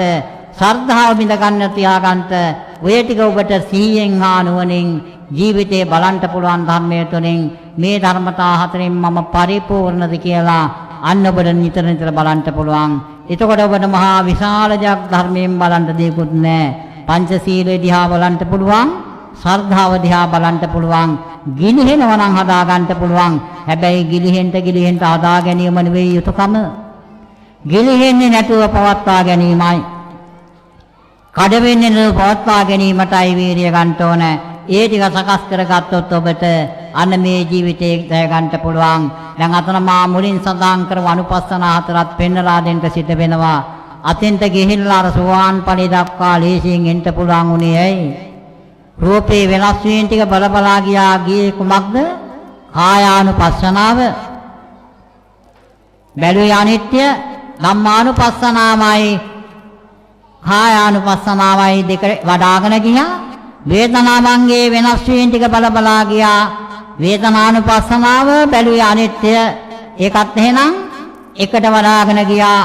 ඊළඟට සිතේ වෙනස් වීම ටික බලබලා ගියා. චිත්තානුපස්සනාව බලබලා ගියේ අනිත්‍ය එහෙනම් ධම්මානුපස්සනාව එහෙනම් ප්‍රමාදකින් තොරව ඔය න්‍යාය අනුගමනය කරන කෙනෙක් දැනගෙන හෝ නොදැන සතර සතිපට්ඨානයයි වඩාගෙන යන්නේ අපහසුකින් තොරව සංස්කාරයන්ගේ දර්ශනයට එන්න පුළුවන්. සංස්කාරයන්ගේ දර්ශනයට පමණක් නෙවෙයි මිදීම දක්වාම අපහසුකින් තොර යන්න පුළුවන්. ඔය ධර්ම න්‍යාය හොඳින් ප්‍රගුණ කරගෙන ගියොත් ඒ නිසා සතර සතිපට්ඨානය වඩන්ට කැමති කෙනෙක් සතර සතිපට්ඨානය වඩන්ට ඕන කරන කෙනෙක් කිසිම ගැටලුවකින් තොර ඔහුට සතර සතිපට්ඨානය සමාධියාම බලාගෙන ওই ටික වඩාගෙන ගියොත් ඔහුට සතිපට්ඨානය පහසුවෙන් තහවුරු කර ගන්නට පුළුවන්. එහෙම නැතු අපි න්‍යායාත්මකව තියෙන ආකාරයෙන් වඩන්ට ගියොත් අපේ සතිපට්ඨානේ ඔయిత වඩා බොහෝ දීර්ඝ කාලයක් වඩන්න සිද්ධ වෙනවා. ඒ නිසා මෙතන සතිපට්ඨාන නාමයක් නොතිබුණාට තමන් පංච උපාදානස්කන්ධේ වෙනස් වීම ටික බලබලා යනවා කියලා කියන්නේ අනිත්‍ය වෙන ස්වභාවය සතර සතිපට්ඨානයේ වැඩිමයි සිද්ධ කරන්නේ. ඒ නිසා ඒ කාර්යයත් හොඳ කරන්න පුළුවන් යැත්තු ඒක කරගෙන යන්න. ඒ කිසිවක් බැරි අය මේ ලොකු උඩා හැම කෙනාම දිවි හිමියෙන් පංචශීලී ආරක්ෂා කරගන්න, දිවි හිමියෙන් බුදුරජාණන් වහන්සේ පිළිබඳ තියෙන ශ්‍රද්ධාව රැක ගන්න, දිවි හිමියෙන් ධර්මයේ පිළිබඳ තියෙන ශ්‍රද්ධාව රැක ගන්න, දිවි හිමියෙන් ආර්ය මහා සංඝ රත්නයේ පිළිබඳ ශ්‍රද්ධාව රැක ගන්න. ඒ රැකගැනීමේ ප්‍රතිඵලය ඔබ ආර්ය පුද්ගලයෙක් බවට පත් වෙලා ආර්ය ශාසනයේ ඵල ලබාගෙන ආර්ය ඵල සාක්ෂාත් කරගෙන ආර්යෙක් විසින් ලැබිය යුතු අවසන් ඵලය වන නිර්වාණ ශාන්තිය සාක්ෂාත් කරගන්න කෙනෙක් බවට පත් වී කාර්ය කරගන්නට ඔබ සියලු දෙනාටම මේ දේශනා කළ ඉතා කුඩා දහම් පඬුර හේතු වේවා, වාසනාව වේවා, පාරමී වේවා හැම දිනම සාදු කියලා ප්‍රාර්ථනා කරගන්නට. හොඳයි, මෙතෙක් වෙලා ධර්ම දේශනා ධර්ම ශ්‍රවණය කළා. එසම කළා වූ ආනිසංස ධර්මයන් අපෝලෝකේ ශාසනය ආරක්ෂා විශේෂයෙන් පලාත බාර ආර්ය ශ්‍රී සමන සමන් දිව්‍ය රාජෝත්තම වහන්සේ ප්‍රදාන සියලුම දේවතාවුන් වහන්සේලාට දේව මාතාවන් දිව්‍යාංගනාවන්ට අපි අනුමෝදන් කරමු. අනුමෝදන් වීමෙන් දෙවියන්ගේ දේව යසස වැඩිම කරගනිත්වා ප්‍රාර්ථන බෝධි වලින් උතුම් නිවන් සම්පලපත්වා කියන අදිස්ථානයට දෙවියන්ට පින් අනුමෝදන් කරමු. ආකාසට්ඨා ච බුම්මට්ඨා දේවානාගා මහිද්దికා පුඤ්ඤන්තං අනුමෝදිත්වා චිරං රක්ඛන්තු ලෝක සාසනං. ආකාසට්ඨා ච බුම්මට්ඨා දේවානාගා මහිද්దికා පුඤ්ඤන්තං අනුමෝදිත්වා චිරං රක්ඛන්තු ධම්මදේශනං. ආකාසට්ඨා ච බුම්මට්ඨා දේවානාගා මහිද්దికා පුඤ්ඤන්තං අනුමෝදිත්වා චිරං රක්ඛන්තු තං සදා. ඒ වගේම තම තමා නමින් ජන්මාන්තගතව මිය ගියා වූ සියලු සහාලේ ඥාතින් තමන් සියලු දෙනාම සිහිපත් කරන්න. ඔබ අප සියලු දෙනාගේම මියා ගියා වූ සියලු ඥාතීන් අපි මේ පින් අනුමෝදන් වීමෙන් දුක් ඇතිස්ථාල නැත්නම් දුක් වලින් අත මිදේවා, සැප ඇතිස්ථාල නැත්නම් සැප වෙන්න කර ගනිත්වා. සංසාරික වශයෙන් ජාති ජරා මරණ ආදී දුක් කෙරුතු නිර්වාණ ශාන්තියෙන් සදාකාලික සපතපත් වේවා කියන අධිෂ්ඨානය ඇතුව අපි ඥාතීන්ටත් පින් දෙමු. ඉදම්මේ ඥාතීනං හෝතු සුඛිතා හොන්තු ඥාතයෝ. ඉදම්මේ ඥාතීනං හෝතු සුඛිතා හොන්තු ඥාතයෝ. ඉදම්මේ ඥාතීනං හෝතු සුඛිතා හොන්තු ඥාතයෝ. අවසන් වශයෙන් සියලු දෙනාටම සියලු දෙවියන්ට සියලු ඥාතීන්ටත් මෙන්ම තම තමන් හැම දෙනාටමත් තම තමන් මේ ලෝකෙට බීකලජරේ මව්දෙමව්පිය ආදී කොට පවුලේ සියලු දෙනාටමත් ඒ වගේම පූජනීය මහා සංඝරත්නය අප ඔබ හැම දෙනාටමත් මේ පින් එකාකාරව පිහිටීමෙන් මෙලොව වශයෙන් නිරෝගී සුවය දීර්ඝායුෂ චිර ජීවනයේ සරසේවා. කරන කින සියලු කර්මාන්ත කටයුතු රැකී ආරක්ෂා කොට වාදී සියල්ල දීනුවෙන් නිරපත් වේවා. පරලෝ වශයෙන් බුදුපසේ බුදු මහා රහතන් වහන්සේලා නිවේසන සේ පැමිණ වැඩවදාළ අතිඋතුම් නිර්වාණ ශාන්තිය සාක්ෂාත් කර ගැනීමට ඔබ අප හැම දෙනාටම මේ උතුම් කුසලය උපනිශ්‍රය වේවා කියලා සාදු කියලා ප්‍රාර්ථනා කරගන්නවා.